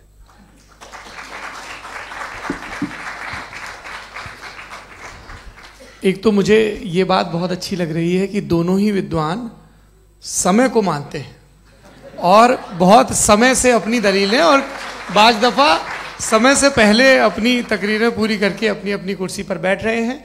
ये इस आर्ग्यूमेंट का राउंड 2 पूरा हुआ। अब रिबटल का राउंड 2 है और उसके बाद क्रॉस एग्जामिनेशन होगा। नहीं, आपका आर्ग्यूमेंट हो गया सर। हमारे यहाँ स्कूल के सिलेबस में पंच परमेश्वर कहानी पढ़ाई जाती है, प्रेमचंद जी की लिखी हुई। आप निश्चिंत रहिए, आपके कोई राउंड में मिस नहीं होने दूंगा। रिबटल का राउंड 2, मुफ्ती शमाइल नदवी साहब।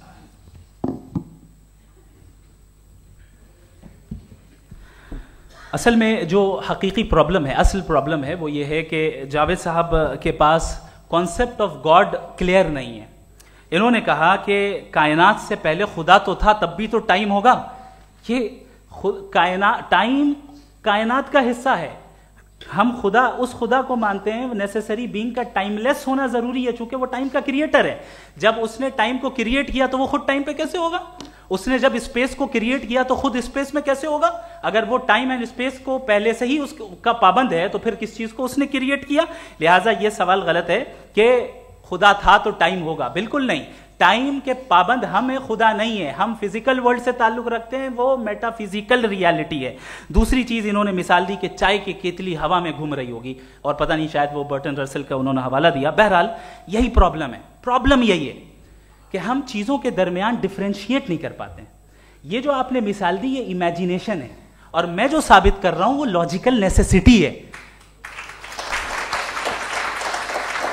आप इमेजिन करने आए तो कुछ भी करें, जुपिटर में पिंक एलिफेंट होगा, यूनिकॉर्न होगा, करें, उससे कायनात पे क्या फर्क पड़ता है? उससे आप लॉजिकल नेसेसिटी साबित नहीं कर सकते। मैं तो उस प्राइम कॉज की बात कर रहा हूं, उस नेसेसरी बीइंग की बात कर रहा हूं जिसके बगैर इस कायनात का एग्जिस्टेंस मुमकिन नहीं है। दूसरी चीज, मजहब को साइंस चैलेंज करती है वगैरह वगैरह, ये हमारा टॉपिक ही नहीं है। मैं इस पे बात करूंगा तो फिर मेरा वक्त चला जाएगा। मजहब के ऊपर चूंकि हमारी डिस्कशन नहीं है, साइंस को मजहब और बिलखुसूस मैं और हमारा वर्ल्ड व्यू कम अज कम साइंस को पीछे नहीं करता है, साइंटिज्म की मजम्मत करता है। इसकी वजाहत मैंने पहले कर दी। दूसरी चीज इन्होंने कहा वर्ल्ड का नक्शा लीजिए, वर्ल्ड मैप लीजिए, दो अलग अलग जगह की। हजरत, मैंने ये होमवर्क किया था और मैंने मिडिल ईस्ट का एक नक्शा लिया और यूरोप का एक नक्शा लिया। ये मजहबी इलाका और ये लिबरल और एथीस्ट इलाका। मुझे पता चला कि सबसे ज्यादा रेप केसेस जो हैं वहां पर है।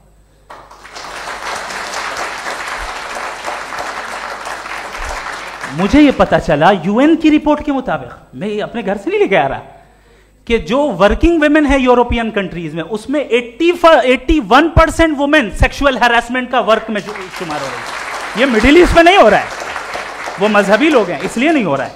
दूसरी चीज, आपने ये कहा कि मजहबी आदमी का अच्छा होना हमारे अच्छे होने से बहुत मुश्किल है, बहुत मुश्किल है। तो इसका मतलब यह है कि गॉड के अलावा आपके पास अच्छे और बुरे का कोई स्टैंडर्ड है। मैं चाहूंगा कि कन्वर्सेशनल स्टाइल वाली डिस्कशन और सेगमेंट पे इसी पे बात कर लेते हैं। Thank you very much.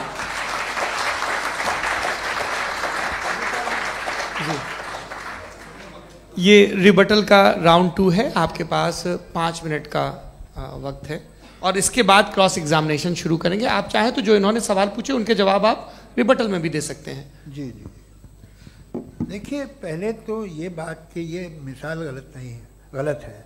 इन्होंने पहले ही हमको डिसार्म कर दिया।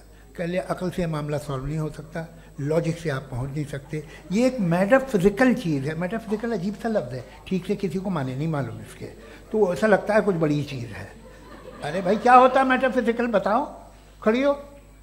ये एक लफ्ज़ है जो कहीं भी इस्तेमाल हो जाता है। जब आप एक बात कर रहे हैं और आप मुझसे बहस कर रहे हैं तो मुझे मेटाफिजिकल मत बताइए, आप लॉजिकली मुझे प्रूफ किए। और अगर लॉजिकली आप नहीं बात करते साहब ये मेटाफिजिकल है, तो फिर हम आप बात क्या कर रहे हैं? मेरा आपका किस ज़बान में कॉन्वर्सेशन होगा? और ये कहना कि वक्त पहले नहीं था, तो फिर क्यों कहते हैं ये हमेशा से और हमेशा रहेगा? हमेशा वक्त है, तो आप कैसे कहते हैं वो हमेशा से है और हमेशा रहेगा? हमेशा का मतलब है कोई वक्त, अगर वक्त ही नहीं है तो हमेशा कैसे? बाहर वो रहेगा। अब मैं ये देखता हूँ, आपने कहा ना कि वहाँ रेप ज़्यादा होते हैं, तो हम एक बात देखते हैं कि ये दुनिया जिस पे वो कादर मुतलक है, जिसकी मर्जी के बगैर पत्ता भी नहीं हिलता, ओमनीपोटेंट है, ये दुनिया चल कैसे रही है? और इस दुनिया का हाल क्या है? 45,000 बच्चे जो 10 साल की उम्र से कम थे वो गाजा में मरे। भूख से काला हांडी में बच्चे मरते हैं और डिप्थेरिया से मरते हैं। डिप्थेरिया अजीब मर्ज है, गले में जाली बनना शुरू होती है, बच्चा नीला हो जाता है, गरीब का बच्चा, इसलिए कि वो पास इलाज नहीं। ये कादर मुतलक है, जो चाहे कर दे। इसलिए आप दुआएं मांगते हैं हमारी, ये काम कर दे वो कर दे, तो इसका मतलब डे टू डे लाइफ में वो इंटरफेयर करता है और ये देख रहा है वो। अगर वो वाकई भी है फॉर डिस्कशन सेक, तो मैं जब दुनिया देखता हूँ तो मेरे दिल में उसके लिए कोई इज्जत नहीं पैदा होती। ये क्या कर रहे हो तुम पूरे ऑल पावरफुल हो, ओमनीपोटेंट हो, ओमनी प्रेजेंट हो। तुम तो वहां गादा में रहे होगे ना, तुम हर जगह हो। तुम देख रहे थे कि बच्चे की कैसे धज्जियां उड़ रही, तुम देख रहे थे, और तुम चाहते हो मैं तुम्हारी परस्तिश करूंगा, तुम हो भी। अरे यार, इसके अच्छे तो हमारे चीफ प्राइम मिनिस्टर हैं, कुछ तो ख्याल करते हैं। कमाल है, आप किसकी इबादत कर रहे हैं? अगर वो है भी, ये दुनिया नाइंसाफी से, जुल्म से, जबर से, तशद्दुद से भरी हुई। और आप ये मत कहिएगा कि वो देख रहा है और वो बताएगा एक दिन। अगर वो देख रहा है और इंटरफेयर नहीं करता तो आप दुआ क्यों मांगते? आप कहते हैं मेरा ये काम करा दे, इसके मतलब है वो दखल दे सकता है, वो आपको नौकरी दिलवा सकता है, भले दूसरे आदमी को न मिले, मगर आपका काम कर देगा चूंकि आपने दुआ मांगी है। तो जब वो आपको नौकरी दिला सकता है, लड़की की शादी कर सकता है, बेटे को ग्रीन कार्ड दिलवा सकता है, तो कम से कम ये जो मर रहे हैं बच्चे, इनको रोक दे, कुछ तो करे। मुझे तो दुनिया में, इस दुनिया का कोई मालिक है, इसका ओमनीपोटेंट कोई रूलर है, और ये दुनिया ऐसी चल रही है। मैं तो चाहूंगा कि भाई ना हो, अगर हो तो बड़ी शर्मिंदगी की बात है। शुक्रिया।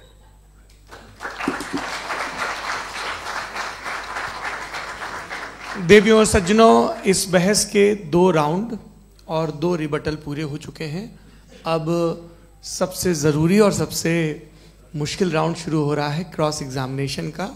अब इन विद्वानों की सज्जनता की एक परख भी होगी, और वक्त हमने 16 मिनट का तय किया है। पहला सवाल आप पूछना चाहेंगे? जी बिल्कुल। पहले बोले भी आप माइक ले लीजिएगा हाथ में, ये नीचे से ऑन जी। मैं बोलता हूँ, ये डायस हटा सकते हैं क्या हम थोड़ा क्विकली? डायस पीछे कर दीजिए बस थोड़ा सा, है, ताकि ये जो दाएं बाएं लोग बैठे हैं, इसे हटा ही दीजिए। अब हम वहां तो जाने वाले नहीं। आराम से आराम से दोनों तरफ से हटा दीजिए।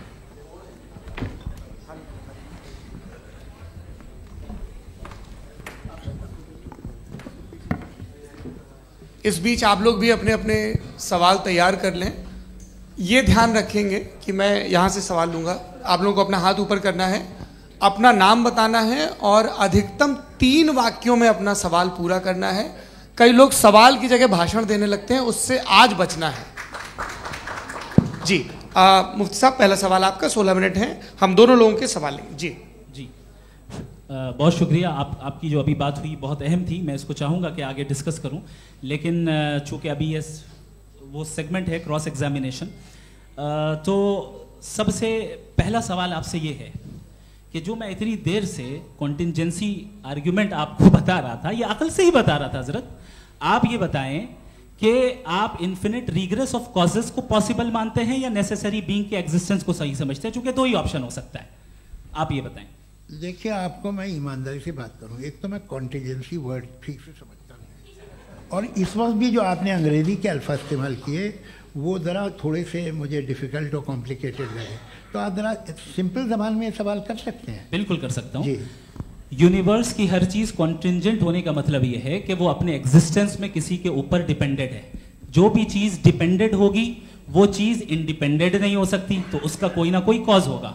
तो अब आप क्या समझते हैं कि ये इन्फिनिट रिग्रेस है, यानी कॉज पर कॉज, कॉज पर कॉज, कॉज पर कॉज, और कभी कोई यानी ये एंडलेसली चलता रहा? क्योंकि अगर ऐसा होगा तो हम तो एग्जिस्टेंस में आते ही नहीं, लॉजिकली ये मुत्तफक अलैह चीज़ है, मुत्तफक अलैह अग्रीड अपॉन। ओके, इस पे हमने एग्री किया था कि मुश्किल शब्द आएगा तो अर्थ बताना पड़ेगा। तो इन्फिनिट रिग्रेस तो पॉसिबल नहीं है, तो कहीं ना कहीं आपको रुकना पड़ेगा ऐसे नेसेसरी बीइंग पर। नहीं, कोई जरूरत नहीं रुकने की। किसने कहा आप रुकना पड़ेगा? आप रुकते हैं खुदा पे, आप नहीं रुकते। आप कहते हैं वो हमेशा से, जब उस वक्त से जब वक्त नहीं था। आप कहाँ रुकते हैं कि अब हुआ था वो? आप नहीं कहते। हम क्यों नहीं मान सकते कि यूनिवर्स जो है और बल्कि मल्टीवर्सेस जो है वो हमेशा से हैं, वो बनती है, बिगड़ती है। एक हमारे यहाँ एक चीज़ है ब्लैक होल, वो समेट लेता है वापस, फिर ब्लास्ट होता है, फिर फैल जाता है। और इसमें हमारी तो खैर कोई औकात ही नहीं है। इंसान की एक छोटे से ज़र्रे पे हम 50-60 साल की उम्र रखते हैं, जो करोड़ों अरबों साल की कायनात है उसमें, और पैदा भी नहायत ही बेहुदा वजह से हुए थे। तो इसमें ये सोचना कि इसकी वजूहात और ये क्यों है, ये डिपेंडेंट है, ये हम देख रहे हैं, क्या मालूम। आप सोचिए कि ये जो फैल रही है कायनात, ये कहाँ फैल रही है, ये कहाँ जा रही है, और ये फैल क्यों रही है। अरे बना ली थी तुमने, रुको भैया, काफ़ी है। ये फैल क्यों रही है, ये और कौन सी कायनात जिसे मैं दूरबीन से देखता हूँ तो 2 बिलियन लाइट ईयर पे है, उससे मेरा कोई वास्ता ही नहीं है। 2 बिलियन ईयर यानी अगर मैं 80,000 माइल्स पर सेकेंड से चलूं तो 20 करोड़ साल में वहां पहुंच जाऊंगा। इसकी ज़रूरत क्या थी। ये दुनिया, ये कायनात तो इंसान अशरफुल मखलूक़ात के लिए बनाई गई ना। तो ये सब ये टर्म समझ में नहीं आया, इसमें कोई खास समझने वाली बात थी भी नहीं। ये जो अल्टीमेट कहा यह जाता है कि ये जो पूरी यूनिवर्स है, ये जो दुनिया है, ये इंसान के लिए बनाई गई। अच्छा, ये सब इंसान के लिए। क्यों साहब, सही है ना। बिल्कुल, लेकिन इसका ये मतलब नहीं कि किसी चीज के पीछे रीजन आपको नहीं पता तो रीजन नहीं है, इसे कहते हैं नहीं, मुझे नहीं पता, लेकिन मेरी जिम्मेदारी नहीं है। वो बिल्कुल सही कहा था उसने, बर्टन रसल ने। आपने उसे मजाक में टाल दिया कि भाई आप एक दावा कर रहे हैं, मैं क्यों कहूं कि ये गलत है दावा, आप प्रूफ कीजिए, मेरे पे जिम्मेदारी ही नहीं है, मैंने थोड़ी कहा है, आप प्रूफ कीजिए कि ये सही है। आप आर्ग्यूमेंट ऑफ कंटिजेंसी का जवाब ही नहीं दे रहे हैं। पूछना चाहेंगे आप सवाल पूछना चाहेंगे मुफ्ती साहब से, क्योंकि ये क्रॉस एग्जामिनेशन का दौर है। आप जैसे पहले बोल रहे थे फेथ को लेके कुछ, मैं ये पूछना चाहूँगा कि खुदा ने जो भी रेवलेशन किए हैं, एक मज़हब के लिए बहुत से मज़हबों में किए हैं, अलग अलग रेवलेशन है। कहीं कुछ एक बातें हैं, कॉन्ट्रडिक्शन भी है आपस में, कहीं कुछ आप कर सकते हैं, कहीं कुछ नहीं कर सकते। ऐसा नहीं है कि सबकी कोड ऑफ मॉरल एक है। तो ये किस्सा क्या है। अब आप ये देखिए कि मुझे कभी कभी लगता है कि जो फुटबॉल फाइनल होता है, लाखों लोग होते हैं, फिर वो टीवी कवर कर, करोड़ों लोग, अगर उसमें खुदा की एक बूमिंग आवाज़ आ जाती, मैं गॉड हूँ, तो सारे लोग अभी सुन लेते और टीवी पे भी सुन लेते, किस्सा खत्म होता। ये इतनी राजदारी क्या है कि तुम सामने कुछ तो सबूत दे दो हमें सॉलिड। ये कह साहब ये यूनिवर्स कैसे बनी, इससे मसला क्या हल होगा। मैं पूछूंगा आपसे खुदा कैसे बना, क्यों नहीं पूछूंगा कैसे बना, बल्कि वो तो कायनात से कहीं ज़्यादा इंटेलिजेंट है, कायनात से कहीं ज़्यादा कॉम्प्लेक्स। जी वो हमेशा से सही, आप कहेंगे मैं मान लूँगा। अच्छा, दोयम वो कादिर मुतलक, यानी कादिर मुतलक का मतलब ओमनीपोटेंट, वो जो चाहे कर सकता है, आपको नौकरी दिलवा सकता है, आपकी अच्छी जगह शादी करवा सकता है, आपके पड़ोसी का मुकदमा हरवा सकता है, आपको जिता सकता है, सब काम करता है। थोड़ा सा माइक क्लोज जी। वो इस दुनिया को चला कैसे रहा है, ये दुनिया कैसे चल रही है, आपको इस पर हैरत नहीं होती। या क़यामत के बाद कभी एक जस्टिस होगा, जब ये बच्चा मर चुका होगा, जिसकी धज्जियाँ उड़ गई बम से, इसको इंसाफ मिलेगा तब। अच्छा, अब जवाब दूं? हाँ जी, मैं इसीलिए आप की तरफ। सबसे पहले आपने रेवलेशन और स्क्रिप्चर्स की बात की, इस पे मैं बात कर सकता हूं, लेकिन आज नहीं करूंगा चूंकि वक्त कम है, कभी और इस पे डिस्कस करेंगे। मैं तैयार हूं उस पे भी बात करने के लिए। ये अभी से राउंड 2 की भूमिका तय हो रही है। Does God exist round 2। चूंकि आज गॉड के एग्जिस्टेंस पे बात है, तो मैं उसी के रिलेटेड जो है आपके सवालात को एंटरटेन भी करूंगा और मैं भी पूछूंगा। आपने कहा कि आपने साबित ही नहीं किया, जबकि आर्ग्यूमेंट ऑफ कॉन्टिजेंसी बुनियादी आर्ग्यूमेंट है। आप मुझे कॉन्टिजेंसी का मतलब बताइए, आपका मतलब क्या है कॉन्टिजेंसी? कॉन्टिजेंसी का मतलब यह हुआ कि हर वो वजूद जो किसी भी चीज का पाबंद है, हर वो वजूद या हर वो चीज जो अपने एग्जिस्टेंस में किसी भी चीज के पाबंद है और उससे बाउंड है, उसको उसकी जरूरत है, उस पर डिपेंड करती है, तो जाहिर सी बात है कि उसका कोई ना कोई कॉज होता है। ये तो अक्ल की बात है। ये आप रीजनिंग की बात करते हैं, मैं वही कर रहा हूं। दूसरी चीज, आपने ये बात कही कि इतने बिलियन लाइट ईयर्स दूर है, उसका मेरा क्या लेना देना। फिर मेरे ख्याल से आपको ये नहीं कहना चाहिए I think therefore I am an atheist. आपको सोचना चाहिए, सिर्फ आप एक लिमिटेड दायरे में रहकर नहीं सोचें, बल्कि बाहर निकलकर सोचें। आपने तीसरा सवाल किया, आपने 2-3 सवाल एक साथ। ऐसी बातें ना कीजिए, कुछ लोगों को इतराज हो जाएगा आप पे कि आप कुछ भी सोचिए, ये इजाज़त आपको है नहीं, मुझे है।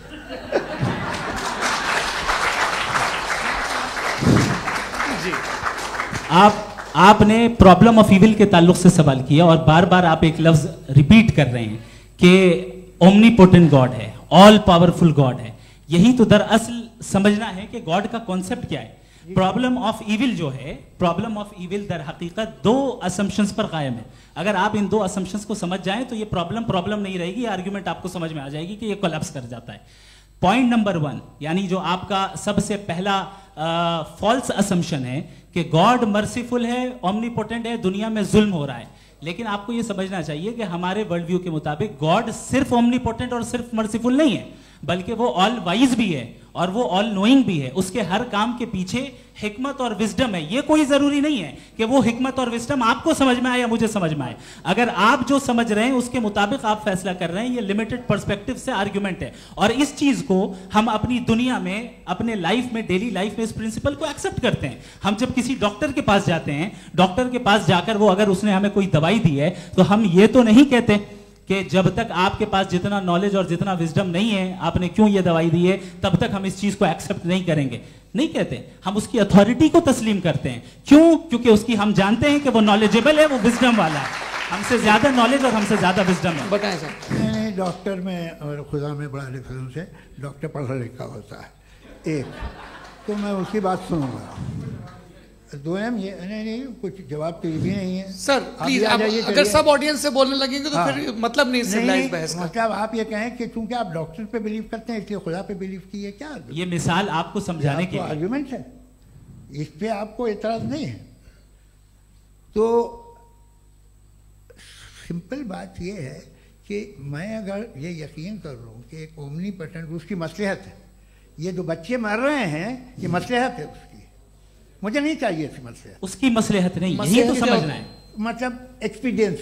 अच्छा, इस आपने अभी मेरी बात पूरी सुनी नहीं। मैंने कहा आपका पूरा आर्ग्यूमेंट दो फॉल्स असम्पशंस पर है। एक फॉल्स असम्पशन मैंने बता दिया, दूसरा फॉल्स असम्पशन ये है कि इस दुनिया में इविल के होने का कोई गुड रीजन नहीं है, जबकि हमारे पास बाज रीजंस मौजूद हैं, हमारे पास बाज वजूहात मौजूद हैं। अगर इस दुनिया में इविल ना हो तो आप गुड को डिफाइन कैसे करेंगे? अगर जुल्म ना हो आप इंसाफ को समझेंगे कैसे? अगर तारीकी ना हो तो आप लाइट को समझेंगे कैसे?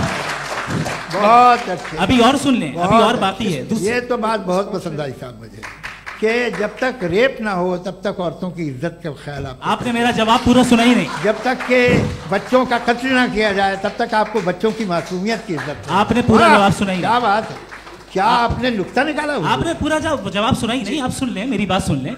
ये मैंने आपको एक चीज बताई। दूसरी चीज, इस दुनिया में हम आए हैं टेस्ट के लिए, हमारा टेस्ट हो रहा है और हर इंसान का अलग अलग अंदाज में टेस्ट होता है।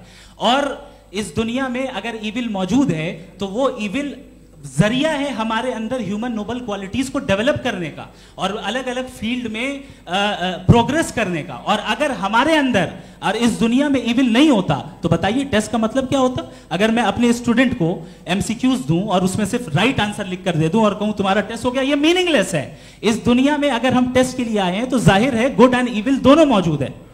बताइए। तो अगर गुड एंड इविल दोनों मौजूद है तो ये इविल भी खुदा का बनाया हुआ है? जी हाँ, खुदा का बनाया हुआ है। लेकिन अच्छा, चलो अच्छी बात। जी बिल्कुल, तो बिल्कुल खुदा ने बनाया। अभी तो ये है कि जो मेजॉरिटी है दुनिया में वो इविल है, तो ये खुदा एक्चुअली इविल के साइड पे लग रहा है मुझे। बिल्कुल भी नहीं, मैं बताता हूं। मेजॉरिटी में तो वो है। क्या बात कर रहे हैं भाई आप? कोई भी जो मुंसिफ होगा, चाहे आपका अपना घर हो जिसके आप सबसे बड़े हैं, चाहे आपकी ऑर्गेनाइजेशन हो जो आप चलाते हैं, वहां पर आप इविल रखेंगे साबित करने को कि बाकी लोग शरीफ हैं? मेरी बात सुनिए। क्या ये आर्ग्यूमेंट ही गलत है? अगर कि जब तक के कोई इविल नहीं होगा तब तक के शरीफ आदमी शरीफ नहीं लगेगा। अगर एग्जामिनर गलत ऑप्शन दे रहा है तो एग्जामिनर इविल नहीं हो गया, जो गलत ऑप्शन को सेलेक्ट कर रहा है वो फेल होगा। क्रिएटर ने इविल को बनाया है लेकिन वो इविल नहीं है। अच्छा सुनिए मेरी बात, let me complete sir. Creator ने इविल को बनाया है टेस्ट के लिए, वो इविल नहीं है। इविल वो होगा जो उसे इख्तियार करेगा। छुरी को बनाने वाला गलत नहीं होता है, छुरी का गलत इस्तेमाल करने वाला गलत होता है। रेप को कैसे गलत इस्तेमाल करते हैं? इंसान के फ्री विल का नतीजा ये रेप कैसे गलत इस्तेमाल होता है? ये मुझे अब सुन लें, अब सुन लें। गलत इस्तेमाल होता हाँ मैं बता रहा हूँ ना, कैसे गलत मैं बता रहा हूँ जी। कि जो इविल इस दुनिया में मौजूद है उसके कई सारे तरीके हैं। एक तरीका इंसान का अपना फ्री विल है। अब अगर कोई रेपिस्ट रेप कर रहा है तो इसका गॉड का कसूर नहीं है, वो अपने फ्री विल का गलत इस्तेमाल कर रहा है, उसको सजा मिलनी चाहिए। अच्छा। और उसी के लिए जहन्नम बनाई गई है। ये फ्री विल का भी बड़ा चक्कर। आप जब कोई बुरा काम करते हैं या कोई बुराई होती है तो ये कहा जाता है कि ये फ्री विल है। 7 billion free wills are moving on this planet. 7 billion free will. और एक आदमी अपनी फ्री विल से मुझे कत्ल कर दे तो मैं खुदा की मर्जी से मरा हूं कि इसकी फ्री विल की वजह से? मेरी मौत खुदा के हाथ है या ये फ्री विल वाले के हाथ है? खुदा ने फ्री विल का निजाम बनाया है और उस निजाम का गलत इस्तेमाल करके कोई आपको मार रहा है, इस्तेमाल करके मेरा कत्ल कर देता है। अब मेरी मौत का जिम्मेदार कौन है? वो इंसान जिम्मेदार है। वो इंसान जी। तो ये कहना कि और उसको सजा मिलेगी। तो अब आप आगे चलिए कि ये तय करना कि अल्लाह ही या अल्लाह ने खुदा ही जिंदगी देता है, खुदा ही मौत देता है, ये गलत है। बिल्कुल गलत नहीं है। हाँ, नहीं, निजाम उसी ने बनाया फ्री विल का, निजाम मौत और हयात का उसी ने बनाया। You are contradicting yourself. अभी आपने कहा कि एक आदमी ने फ्री विल से आपको मार दिया, इसमें उसे फ्री विल दी गई थी, उसने गलत इस्तेमाल किया। 7 billion free wills are moving on this planet और आप चाह रहे हैं कि मैं सिर्फ खुदा का ध्यान करूं। ये 7 बिलियन फ्री विल्स को मुझे लुक आफ्टर करना पड़ेगा कि नहीं? ये तो तबाहियां कर रही हैं और तबाहियां ज्यादा हो रही हैं। बिल्कुल। तो अगर आप बताएं अगर खुदा नहीं है फॉर एग्जाम्पल, तो आप इविल को कैसे डिसाइड करेंगे? यानी how can you define evil objectively without God? देखिए, दुनिया में 2 तरह के जानवर हैं। एक जो अकेले रहते हैं जंगल में और एक जो ग्रुप्स में रहते हैं। ग्रुप में जो भी रहेगा, चाहे वो आपका फाउंडेशन हो, चाहे कोई क्लब हो, चाहे कोई पॉलिटिकल पार्टी हो, चाहे कोई यूनिट हो, उसमें आपको इंटरैक्ट करने के रूल बनाने पड़ेंगे। यानी लोग तय करेंगे। लोग तय करेंगे। अगर लोगों ने ये तय किया कि किसी का रेप करना सही है, आप जस्टिफाई करेंगे? नहीं, आपका फाउंडेशन तो ये हो गया ना कि लोग ही विल डिसाइड करेंगे। नहीं। अरे दुनिया में ऐसे ग्रुप्स हैं जो रेप को जायज़ मानते हैं सर्टन हालात में। मैं डिटेल में नहीं जानूंगा, आप भी जानते हैं। ये जो आईसिस वाले थे जिन्होंने क्या किया था, तो उन्होंने क्या किया उसका खुदा से कोई ताल्लुक नहीं है सर। मैंने सिंपल सवाल किया कि इविल को आप डिफाइन करते कैसे हैं? आइए वापस आइए जी। आप साथ में तभी रह सकते हैं जब कुछ आप ऐसे उसूल डेवलप करें जिसमें हर एक का बेसिक तहफ़्फ़ुज़, हर एक का बेसिक राइट हो और हर एक को कोई आराम मिले। यही तरीक़ा है किसी भी ऑर्गेनाइजेशन जिसमें एक से ज़्यादा लोग हैं और वो ऐसे चलती है ज़िंदगी। उसमें अगर आप गड़बड़ करेंगे तो तबाही होगी, नुकसान होगा, बर्बादियाँ आएंगी। और अगर उसमें आप घर ले लीजिए ना, एक हस्बैंड है, एक वाइफ है, बच्चे हैं, वालदा भी हैं, 2 बहनें भी हैं, एक भाई भी है।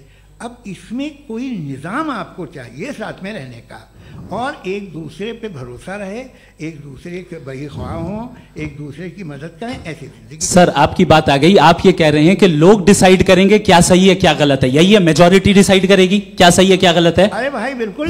मेजॉरिटी अगर ये कहे कि नाजी जर्मनी के साथ जिस तरह मेजॉरिटी थी कि जेनोसाइड करना सही, आप जस्टिफाई करेंगे?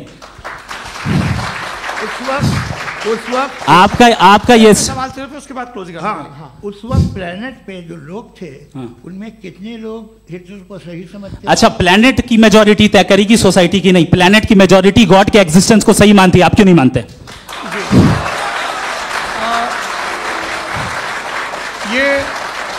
हेलो ये क्रॉस क्वेश्चन का राउंड यहाँ पर समाप्त होता है। और ये बड़ा अच्छा है कि इस तरह से फ्रेगमेंट कर दिया गया है ताकि जो मरकरी ऊपर जा रहा है नीचे जवाब दे दूं जी। प्लेनेट की ज़्यादातर मेजॉरिटी कुछ दूसरे मजहबों के खुदा को मानती है। आप उन्हें क्यों नहीं? आप तो मेजॉरिटी की बात कर रहे हैं। ये क्लोजिंग आप ये कह रहे हैं इविल और गुड को डिसाइड मेजॉरिटी करेगी। मेजॉरिटी जो कर दे वो सही हो जाएगा। क्लोजिंग इसको जैसा आप ही लोगों ने तय किया है उसी फॉर्मेट को फॉलो कर लेते हैं। हाँ भाई, मैंने तो भले लोगों पे एतबार किया और तब मॉडरेशन तय किया। जी, आपके पास 5 मिनट का वक्त है, क्लोजिंग आर्ग्यूमेंट है, उसके बाद हम ऑडियंस से क्वेश्चन आंसर लेंगे जावेद साहब के क्लोजिंग आर्ग्यूमेंट के बाद। ओके, बहुत शुक्रिया जी। हमारा जो टॉपिक है डज गॉड एग्जिस्ट, मैं इस पे इतने एकेडमिक तैयारी करके आया था, मुझे था कि मैंने सोचा था कि कई सारे मैं आर्ग्यूमेंट्स दूंगा, लेकिन वक्त की भी किल्लत और जावेद साहब बार बार इधर उधर चले जा रहे थे तो उसको भी थोड़ा एंटरटेन करना पड़ गया।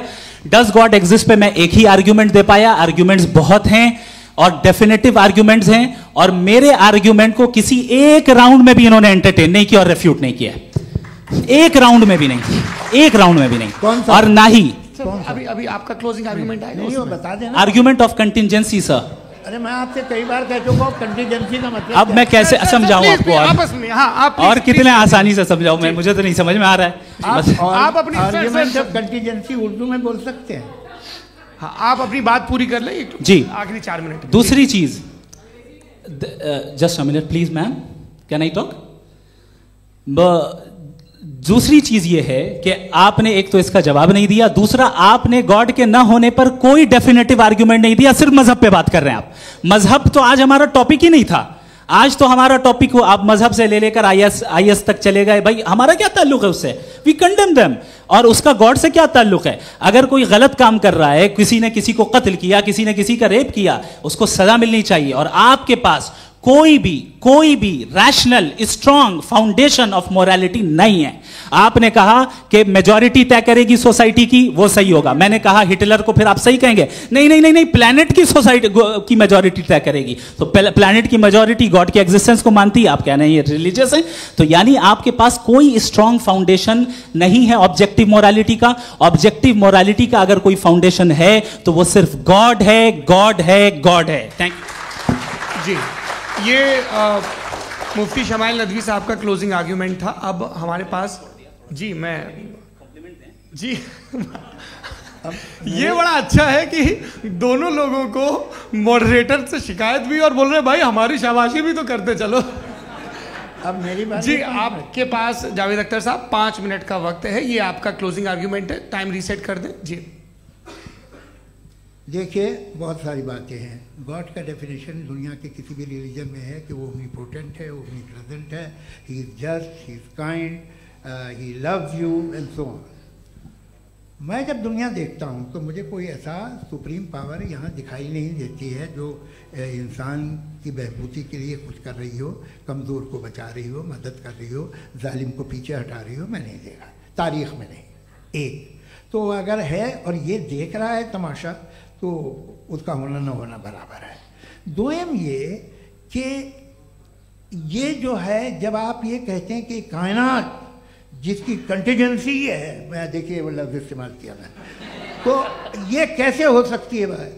और फौरन आप सरेंडर कर देते हैं कि जाहिर है कि इसका बनाने वाला तो इससे 10,000 गुना ज़्यादा कॉम्प्लिकेटेड होगा, उस पर आपके होने पे कोई इतराज़ नहीं है। उसे वो टाइमलेस है, वो पहले से था, टाइम तो बहुत बाद में आया, ये सब आप मानने को तैयार है, जिसका आपके पास कोई सबूत नहीं, आपके पास कोई रीज़न नहीं है।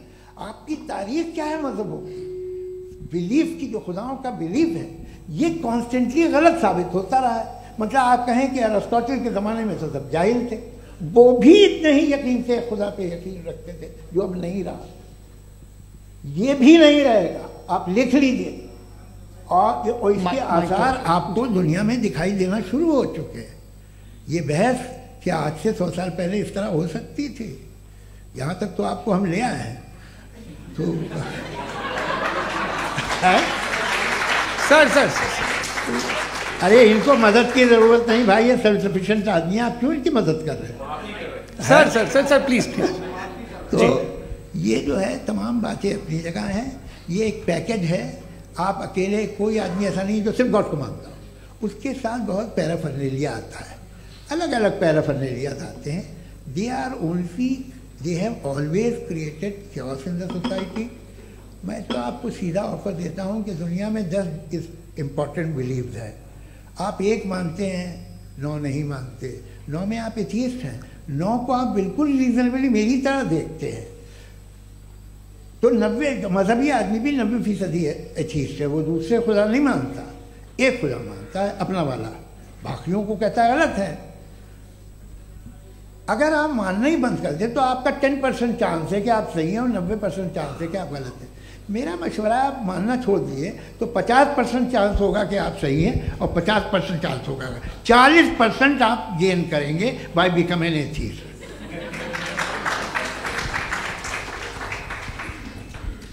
ये एक फरसूदा ख्याल है, ये ख़त्म हो रहा है। हो सकता है मेरी ज़िंदगी में ना हो, लेकिन ये हो जाएगा। जो बातें ये इनको आप मेटाफिज़िकल ये वो ऐसे रिस्पेक्टेबल टर्म दे दिए, ये तो उन लोग के हैं जिन्हें ना फिज़िक्स मालूम थी ना मेटा मालूम था, ये उन्होंने आपको दिए हैं। जी बहुत शुक्रिया आप दोनों लोगों का। और अब इस बातचीत का आखिरी राउंड शुरू होगा, डज गॉड एग्जिस्ट की ये बहस मुफ्ती शमाइल नदवी और जावेद अख्तर साहब के बीच। आप लोग अपने अपने हाथ ऊपर करेंगे, मैं यहाँ से तय करूँगा। और माइक हमारे पास है क्या? एक ही माइक है ऑडियंस के लिए? 2 माइक है, एक इस तरफ एक इस तरफ, ठीक है। तो जी सबसे पहले हमारी सहयोगी हैं मारिया शकील जी, पूछिए सवाल।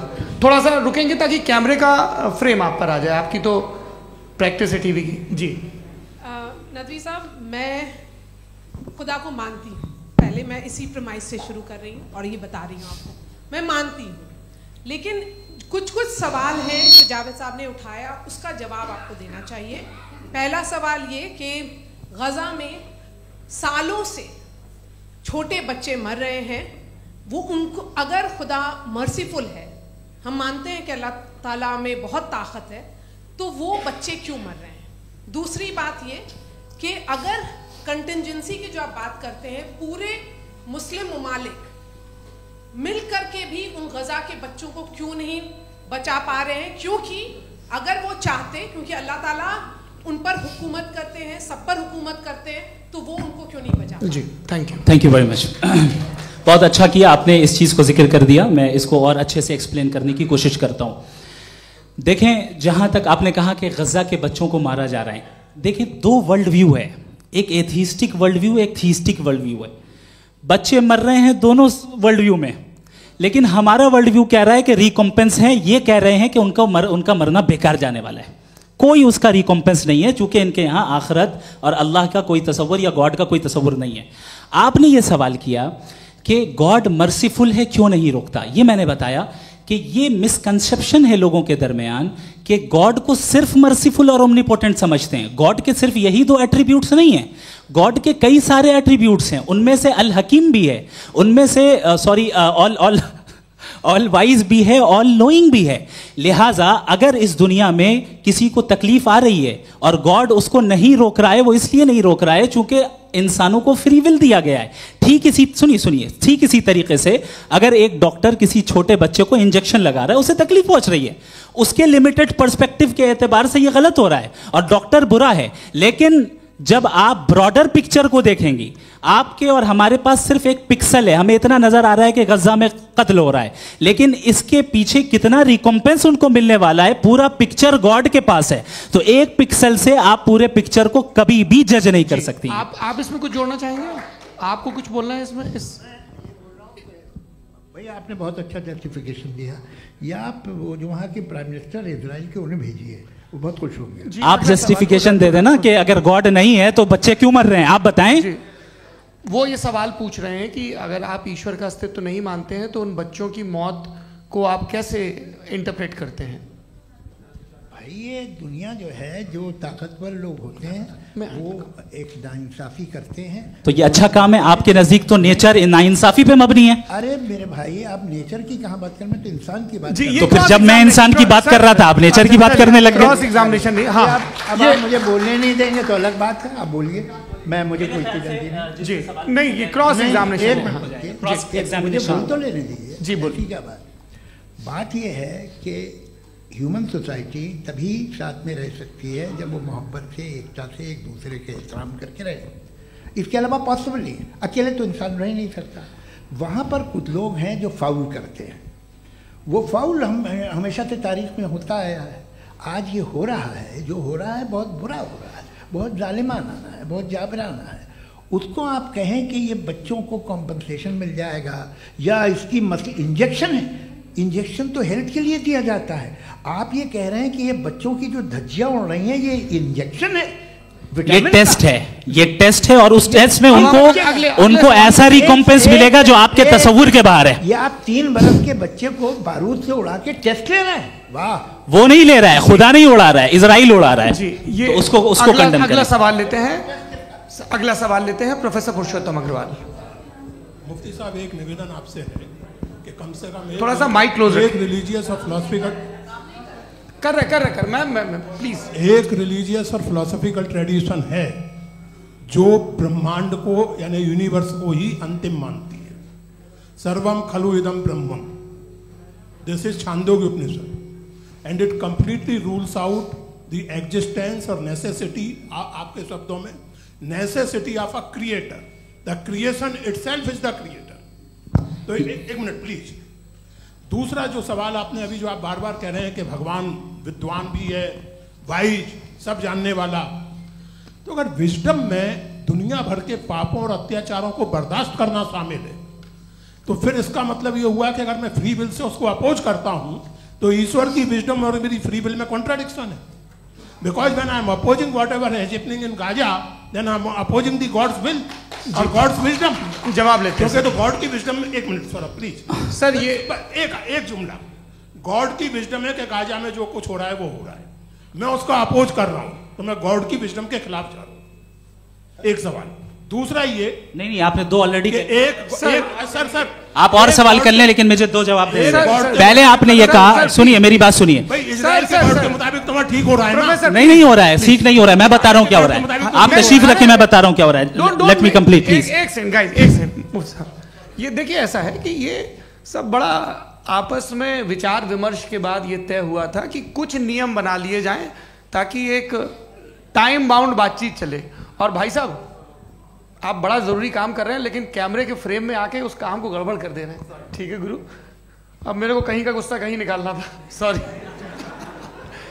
नहीं, कोई गुस्सा नहीं है जी। तो प्रोफेसर ने सवाल पूछे, आप उनके जवाब दें, और थोड़ा ये सब लोग थोड़ा ख्याल रखें भाई, सवाल संक्षिप्त रखें जी। आपने 2 सवाल किया। सबसे पहला ये कहा कि हमारे पास ये कॉन्सेप्ट है कि ये यूनिवर्स खुद नेसेसरी बीइंग है, creation itself is the creator. How irrational is this कि मैं एग्जिस्ट करूंगा बाद में, लेकिन अभी एग्जिस्ट कर भी रहा हूं, यानी एक ही टाइम में एग्जिस्ट भी कर रहे हैं, नहीं भी कर रहे हैं। This is not true. दूसरी चीज, आपने कहा कि अगर इजराइल में, सॉरी माफ कीजिएगा, Israel doesn't exist, occupied Palestine में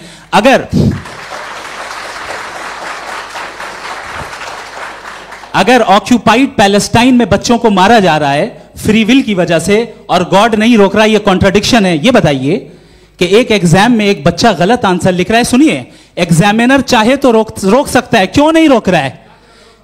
ये कॉन्ट्रडिक्शन है, ये कॉन्ट्रडिक्शन नहीं है। नहीं सर, ये आपस में जी, ये क्या आपका सवाल?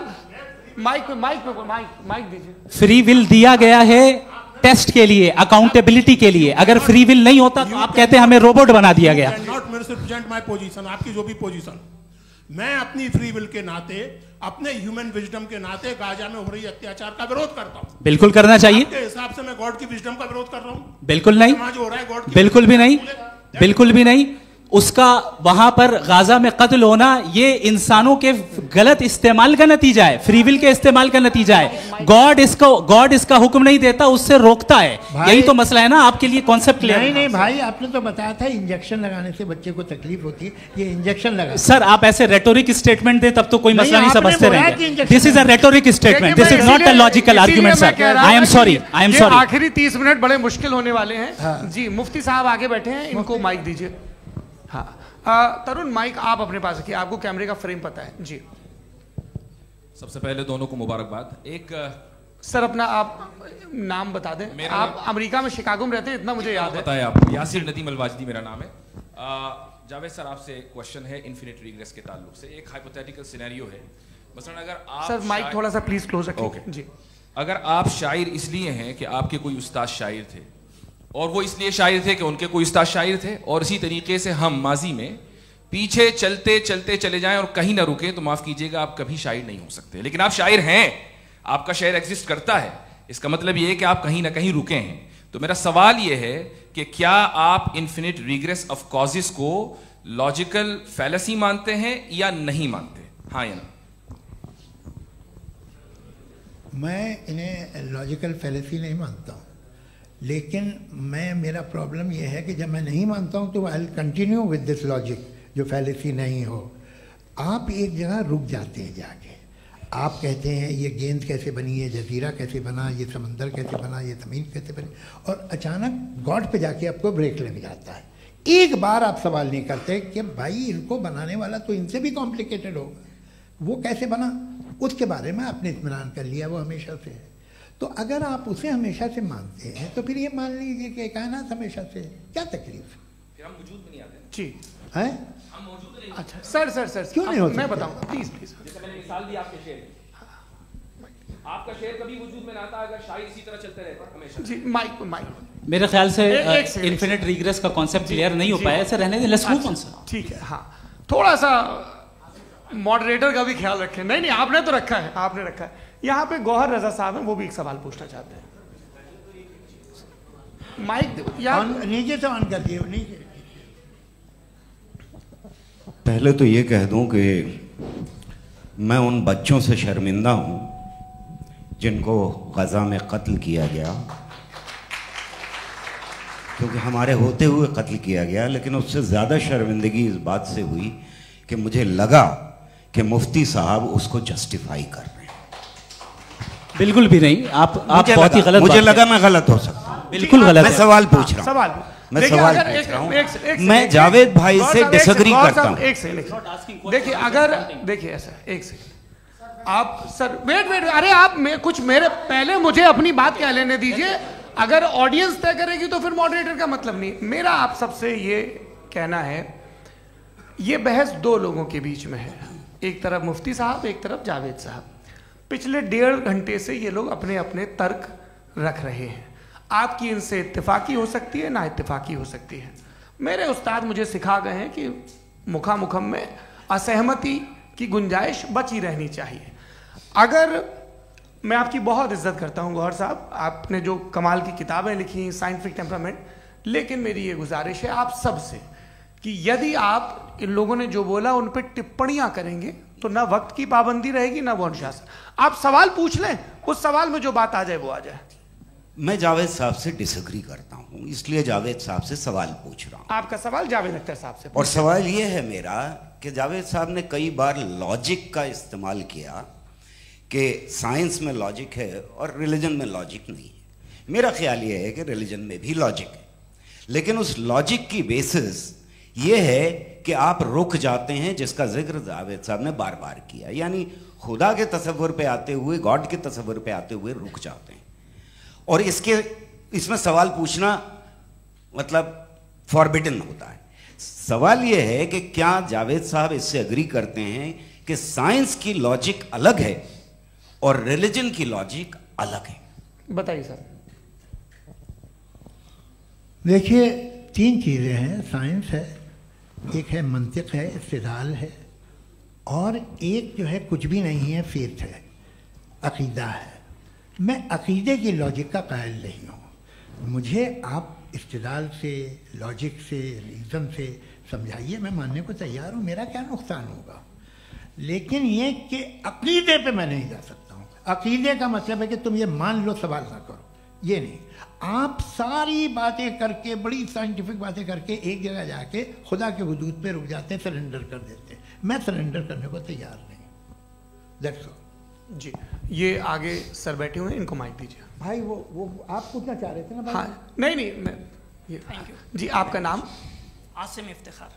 आसिम जी, पूछिए। सर, जावेद सर से सवाल है कि आपने अपने माइक थोड़ा करीब अपने क्लोजिंग स्टेटमेंट में बात कही थी कि मज़हब का जो फ्यूचर है वो ज़्यादा दिन नहीं जाने वाला है। लेकिन मैं देख पा रहा हूँ कि जो ऑक्सफोर्ड यूनिवर्सिटी की एक स्टडी है 2011 में हुई है, जिसके 50 एकेडमिशियंस ने इसको अंजाम दिया था, उसमें वो ये कहते हैं कि जो फेथ इन गॉड है वो इनबिल्ट है ह्यूमन नेचर के अंदर, जिसको हम कहते हैं फितरत के अंदर शामिल है वो। और वो ये कहते हैं कि अगर कोई ये समझता है कि मज़हब को वो ख़त्म कर देगा तो ये उसकी गलत फहमी है। तो आप इसके बारे में, इस स्टडीज़ के बारे में क्या कहते हैं? ठीक है, मैं उनसे एग्री नहीं करता हूँ। वो कौन से प्रोफेसर होंगे? ऐसा उनके पास डेटा है, इन्होंने डेटा के बेस होगा। डेटा क्या हो सकता है? फ्यूचर का डेटा तो नहीं हो सकता ना उनके पास। प्रेजेंट का डेटा हो सकता है। डेटा आपने सुना 100 साल पहले का बाद का डेटा, मैंने तो नहीं सुना आज तक। तो आज उनकी ये राय है और होगी राय, ठीक है। दुनिया में तरह तरह की राय है लोग, लेकिन मैं समझता हूँ कि वक्त के साथ इंसान ज़्यादा से ज़्यादा रीजनेबल और लॉजिकल होता जा रहा है। आज आप देखिए वेस्टर्न यूरोप में क्या परसेंटेज है नॉन बिलीवर्स की, बहुत हाई। वहाँ चर्च खाली पड़े होते हैं। तो अल्टीमेटली तो इंसान कोई ऐसी बात बहुत अरसे तक नहीं मान सकेगा, चाहे गलत या सही, जो उससे उसके दिमाग को, उसके जहन को, उसकी लॉजिक को अपील न करे। वो कह रहे हैं तो ऑक्सफोर्ड के होंगे तो कैम्ब्रिज के होंगे, तो मुझे क्या लेना देना। उनका डेटा मुस्तकबिल का नहीं हो सकता है। जी दीपक, हाँ पूछिए। मैं आऊँगा अभी, पीछे की साइड भी आऊँगा, माइक वहीं भेजूंगा 2-3 साल के लिए। जी जावेद साहब, आपसे सवाल है। नमस्ते। अरे भाई सर, अगर आप ही लोग तय करना है तो फिर 200 लोग तय कर लें। नहीं sir, please don't do this sir. Everybody has a right sir, but we can only take selected questions. No sir, ये यंग लोग भी हैं तो इनकी ये अब उतने यंग, भाई आप यंग हैं कि नहीं है? वो कह रहे हैं वो भी यंग हैं साहब, आप उनकी नौजवानी पर दावा उनको ही करने थे। हाँ मुफ्ती साहब आप यंग, हाँ पूछे। अरे भैया सर मेरा सवाल ये है, कुछ इनसे भी तो पूछो। जी हाँ, नहीं बस आपसे एक सवाल है। जैसे थीस्टों के पास अपने जो ईश्वर को मानते हैं उनके पास अपने सोशल गेट टुगेदर्स हैं। 5 रोज़ आज क्रिसमस आने वाला है, होली है, दिवाली है, ईद है। एथिस्ट क्या ऑफर कर रहे हैं? मतलब मैं इनकी दुकान से बोलूं, मैं आना चाहता हूं उस तरफ, पर मैं अट्रैक्ट नहीं हो पा रहा हूं। मैं सोशल गेट टुगेदर्स क्या है आपके पास? वो ये कह रहे हैं कि जो धार्मिक लोग हैं, अलग अलग धर्म के लोग, उनके उत्सव त्योहार कांग्रेगेशन बहुत हैं। अब आपको मैं एक सुनाता हूँ, यहाँ हिस्टोरियन भी बैठे हैं। मृदुला जी आप बताइएगा सही है क्या? ये एक कॉन्स्टेंटाइन, एक ग्रीक रोमन बादशाह था जो क्रिश्चियनिटी आने के 400 साल बाद उसने डिसाइड किया कि मैं क्रिश्चियन हो जाऊंगा, मेरी पूरी स्टेट कैंसिल हो जाएगी। उस ज़माने में ऐसे ही होता था, राजा जो धर्म इख्तियार करता था वो जनता भी कर लेती थी। इसलिए कि वो हो गया था बैंकक्रप्ट, और उसे जो मेडिटेरियन कोस्ट के रिच क्रिश्चियन वो थे मर्चेंट, उससे पैसा चाहिए था। तो उसने कहा यार क्रिश्चियन हो जाओ। तो उसने अपने वजीर से कहा कि भाई ये हिस्ट्री है कि अब हम लोग क्रिश्चियन हो जाते हैं। पहले सर हो जाएंगे, कोई प्रॉब्लम नहीं है, लेकिन एक प्रॉब्लम ये है कि 17 दिसंबर से 25 दिसंबर तक जो पेगन फेस्टिवल होता, जो पेगन स्टेबल जो फेस्टिवल होता है वो बंद हो जाएगा, इसलिए कि हम क्रिश्चियन हो गए तो होगा नहीं। तो वो बच्चों को बहुत बुरा लगेगा, पब्लिक को बहुत इन्जॉय करते हैं, खासतौर से 25 को मेन डे। तो कहा ये तो सही कह रहे हो, ये जीसस क्राइस्ट की पैदाइश कब थी? पहले साहब वो अप्रैल में थी। नहीं, कट करो, वो 25 दिसंबर को है। ये हकीकत है। और 400 साल बाद क्रिश्चियनिटी के अप्रैल से दिसंबर ले आए, और इसलिए कि यहाँ पेगन फेस्टिवल होता था। अब मनाते हैं आप आराम से। ये जो सारे फेस्टिवल हैं ये रिलीजन से, हर एक को एक इंटरटेनमेंट डिपार्टमेंट चाहिए होता है अपनी कंपनी चलाने के लिए। तो ये रिलीजन ने, ये सेकुलर त्यौहार थे जिन्हें रिलीजन्स ने ले लिया है। ये मौसम के थे, फसलों के थे, किसानों के थे, उसको आपने लेके रिलीजियस रंग दे दिया। ये कोई रिलीजन से थोड़ी आए आप। अच्छा हमें देखिए, हम तो मुल्द हैं, हम ईद मनाते हैं, हम दिवाली मनाते हैं, हम होली मनाते हैं, हम क्रिसमस मनाते हैं। बम्बई की फिल्म इंडस्ट्री की सबसे बड़ी होली हमारे घर में, सबसे बड़ी ईद हमारे घर में। वो हमारी सोशल वो है, हमारा हेरिटेज है। ऐसा थोड़ी है कि we will throw the baby along with the water. ये तो अच्छी चीज़ है, इन्हें रखो, जो बेकार है फेंक दो। जी हाँ, हेलो जी, मेरा सवाल नादवी जी से है। जैसा कि आपने बोला कि गॉड टाइम के भी परे हैं, और गॉड इतनी कॉम्प्लेक्स चीज़ है कि उसे ह्यूमन माइंड समझ नहीं सकता, और गॉड ने अर्थ पे फ्री विल भी दे दी है। तो आप अपना वक्त ज़ाया क्यों कर रहे हैं गॉड के बारे में बात करके? अपन को तो बात करनी चाहिए कि सोसाइटी को बेहतर कैसे करें। जी, मैं गॉड वही बताता है सोसाइटी को कैसे बेहतर करें। अभी मैं आपका जवाब देता हूँ। आपने कहा कि टाइम पे वो एग्जिस्ट नहीं करता, मेरा सवाल ये है कि जैसा आपने बोला कि गॉड बहुत ही कॉम्प्लेक्स चीज है। मैंने कहा ही नहीं कि कॉम्प्लेक्स है, तो आपके अल्फाज हैं। कॉम्प्लेक्स का लफ्ज गॉड के लिए सुइटेबल नहीं है। क्यों? क्योंकि कॉम्प्लेक्स वो चीजें होती हैं जो ऑब्जेक्ट हो। God is not an object. जिसको आप इंस्ट्रूमेंट के जरिए लेबोरेटरी में जाके टेस्ट करें, oh it's very complex. No, वो कोई कार का इंजन नहीं है। वो फिलोसॉफिकली नेसेसरी बीइंग ऐसी बीइंग है जो सिंपल बीइंग है। हाँ, आप उसको मुकम्मल तौर पे उसकी तमाम हिकमतों को जान ले और हर चीज को जान ले, ये पॉसिबल नहीं है, क्योंकि वो ऑल वाइज है, आप ऑल वाइज नहीं है, और वो खुदा है, वो आपको सारी चीजें बता दे, ये जरूरी नहीं। मेरा सवाल ये नहीं था, मेरा सवाल ये था कि जब गॉड इतना परे है इस दुनिया से कि उसने अर्थ पे फ्री विल भी दी है, हम सब ह्यूमंस की फ्री विल है, और जो सोसाइटी में हो रहा है वो अपन लोग डिसाइड करेंगे, तो अपन लोग डिसाइड नहीं करेंगे ना, अपन लोग डिसाइड नहीं करेंगे। गॉड जो है, गॉड ने वो उसकी जात, उसकी एग्जिस्टेंस टाइम एंड स्पेस से परे है, लेकिन वो हमारा टेस्ट ले रहा है और उसी गॉड ने हमें बताया कि तुम्हें क्या करना है क्या नहीं करना है, तो जाहिर है उस गॉड की बात सुनेंगे ना हम। जी, वो पीछे एक चश्मा लगाए जो मैम खड़ी हैं, उनको दीजिए। हाँ, आप जी जी बिल्कुल आएंगे। देखिए मैं कोशिश कर रहा हूँ सब तरफ जाने की। हाँ, उनको दीजिए माइक। जी, हेलो सर, मैं ओमनी प्रेजेंट नहीं हूँ, टाइम पाबंद हूँ और जहां तक कोशिश कर सकता हूँ करूंगा। जी, अपना नाम बताइए। मेरा नाम उर्सुला है, मैं दिल्ली यूनिवर्सिटी की एक स्टूडेंट हूँ और मैं स्टूडेंट फेडरेशन ऑफ इंडिया से हूँ। मेरा सवाल मुफ्ती जी से है कि इस हॉल के इस कमरे में बैठ के हम लोग रेप की मोरालिटी के बारे में फिलोसफिकली बात तो कर सकते हैं, बट असलियत ये है कि रोज़मर्रा की ज़िंदगी में औरतें रेप के थ्रू गुजरती हैं, और हम लोग सिर्फ नंबर्स पे इस तरह नहीं देख सकते, क्योंकि कितनी औरतें हैं इन कंट्रीज़ में जहाँ पे आप बता रहे हैं कि केसेस कम हैं, जिनका एक्सेस है कि वो जाके केस फाइल कर सकें। कितनी औरतें हैं जो जिनको काम करने की आज़ादी है उन कंट्रीज़ में। यूरोप में ये आज़ादी आ गई, यूरोप में ये रूल्स आ गए, तो हम आज उसके बारे में बात कर पा रहे हैं। जी, जवाब।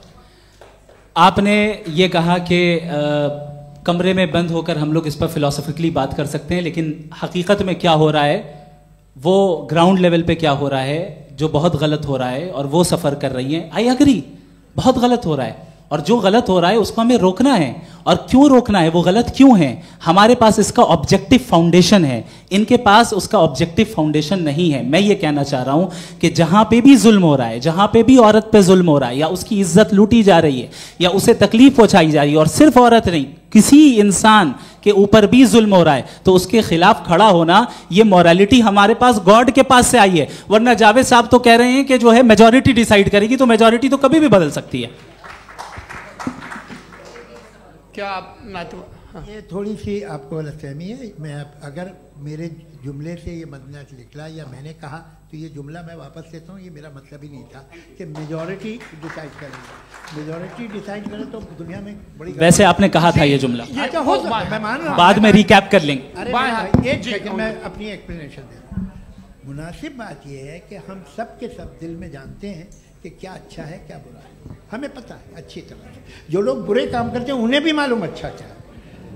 यही तो सवाल था हजरत कि फिर ये मोरालिटी आई कहां से? Cross examination. हाँ जी, हाँ। मोरालिटी साथ रहने की डिजायर से आई है, यानी साथ रहकर जो कुछ कह दे, जो कुछ कर दे, वो हो जाएगा? नहीं नहीं, तो आप कायदे से रह ही कर सकते हैं जब तक लोगों में मोरालिटी हो, वरना आप क्यास हो जाएगा। ये आपको कैसे पता? जी, हमने देखा ना, जहाँ मोरालिटी का क्यास हो गया, हम देखते हैं। कहाँ पे देख भाई? दुनिया में। आप जो कह रहे हैं, आप कहीं पे अगर गलत हो रहा है तो उसको आप गलत देखें। आप एपिस्टेमोलॉजी की बात कर रहे हैं, मैं ऑन्टोलॉजी की बात कर रहा हूं। मैं इस बहस फाउंडेशन के बाद आप दोनों लोगों को चाय पे होस्ट करूंगा, वहां पे क्रॉस एग्जामिनेशन कर लीजिएगा। अभी ऑडियंस का हक मार रहे हैं आप लोग भाई, सर जस्ट लोग हैं आप लोग। और ये भाई ये हाँ, उधर आएंगे, जी सर आएंगे। अच्छा सर, मेरा नाम लईकुर रहमान है और मैं अलीगढ़ मुस्लिम यूनिवर्सिटी का स्टूडेंट हूँ, और जहाँ तक मुझे पता है कि sir you are also product of Aligarh Muslim University. मैं भी उसी चमन का बुलबुल। हाँ सर, तो बहुत खुशी हुई मुझे जान करके कि मैं आपसे मिलूंगा। सवाल सर, मेरा सवाल यह है, सर सैयद अलैहिर्रहमा का नज़रिया यह था कि खुदा के वजूद को अक़ल के दायरे में रह कर के तलाश करना, न कि पूरी तौर से उसका इनकार कर देना। Sir, how will you define it?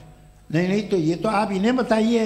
ये सवाल आपसे, खुदा का वजूद साबित कर रहे हैं, तो सर आपने इनकार कर रखा है, इस वजह से मेरा क्वेश्चन। उन्होंने यही सर से, एक सेकंड, सर सैयद ने यही कहा ना कि अक्ल से आप खुदा के वजूद को साबित नहीं कर सकते, यही कहा ना भाई।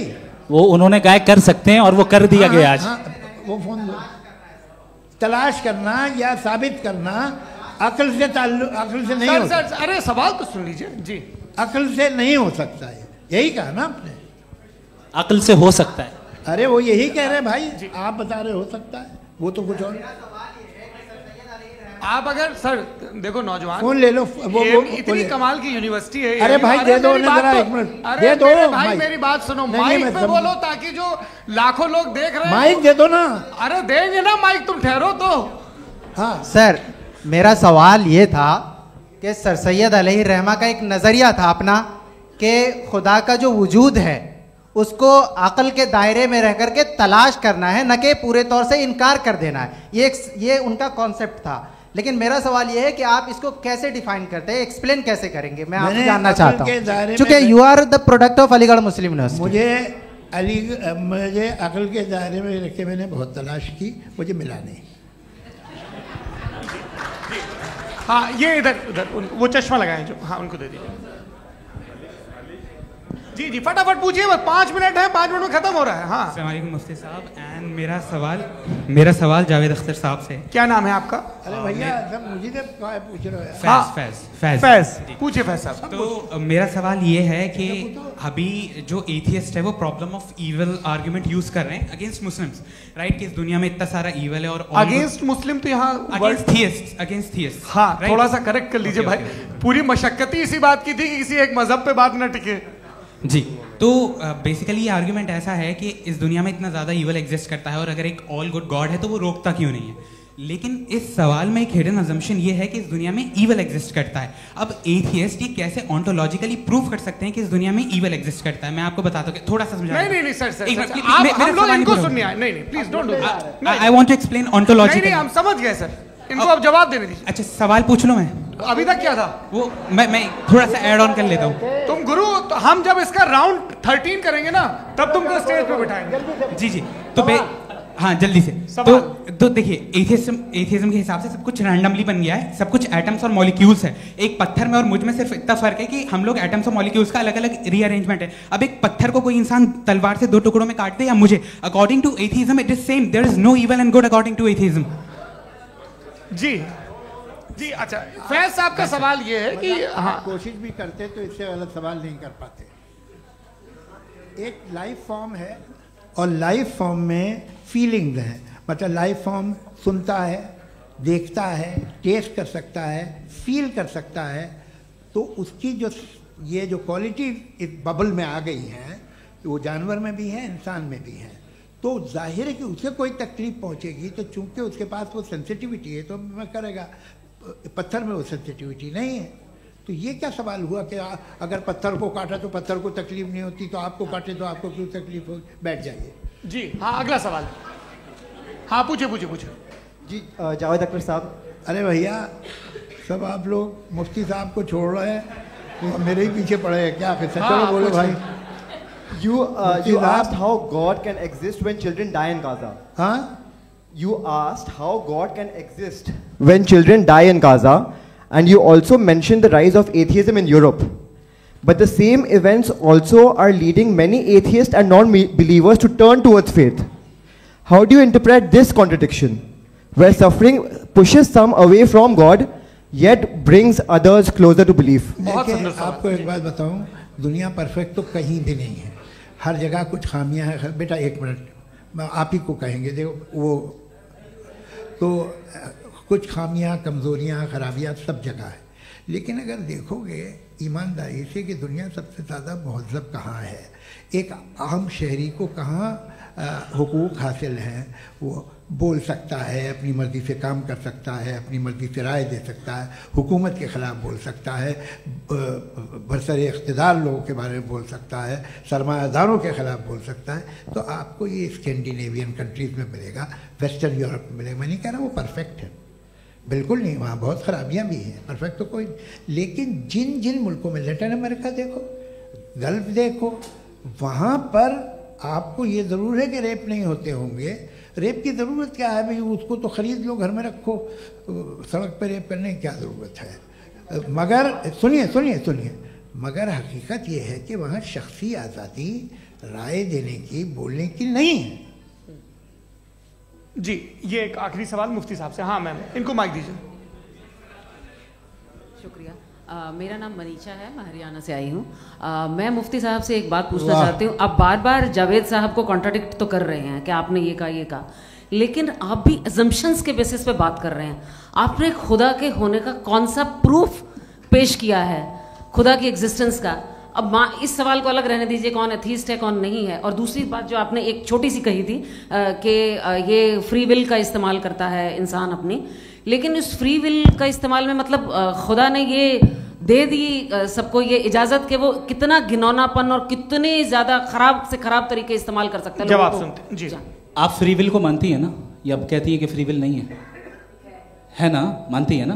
तो अब आपके पास इसका कोई एक्सप्लेनेशन नहीं है कि अगर एक इंसान उस फ्री विल का इस्तेमाल करके गलत काम कर रहा है और बच के अच्छी ज़िंदगी गुजार के निकल जा रहा है, उसका कोई रिकम्पेंस नहीं है।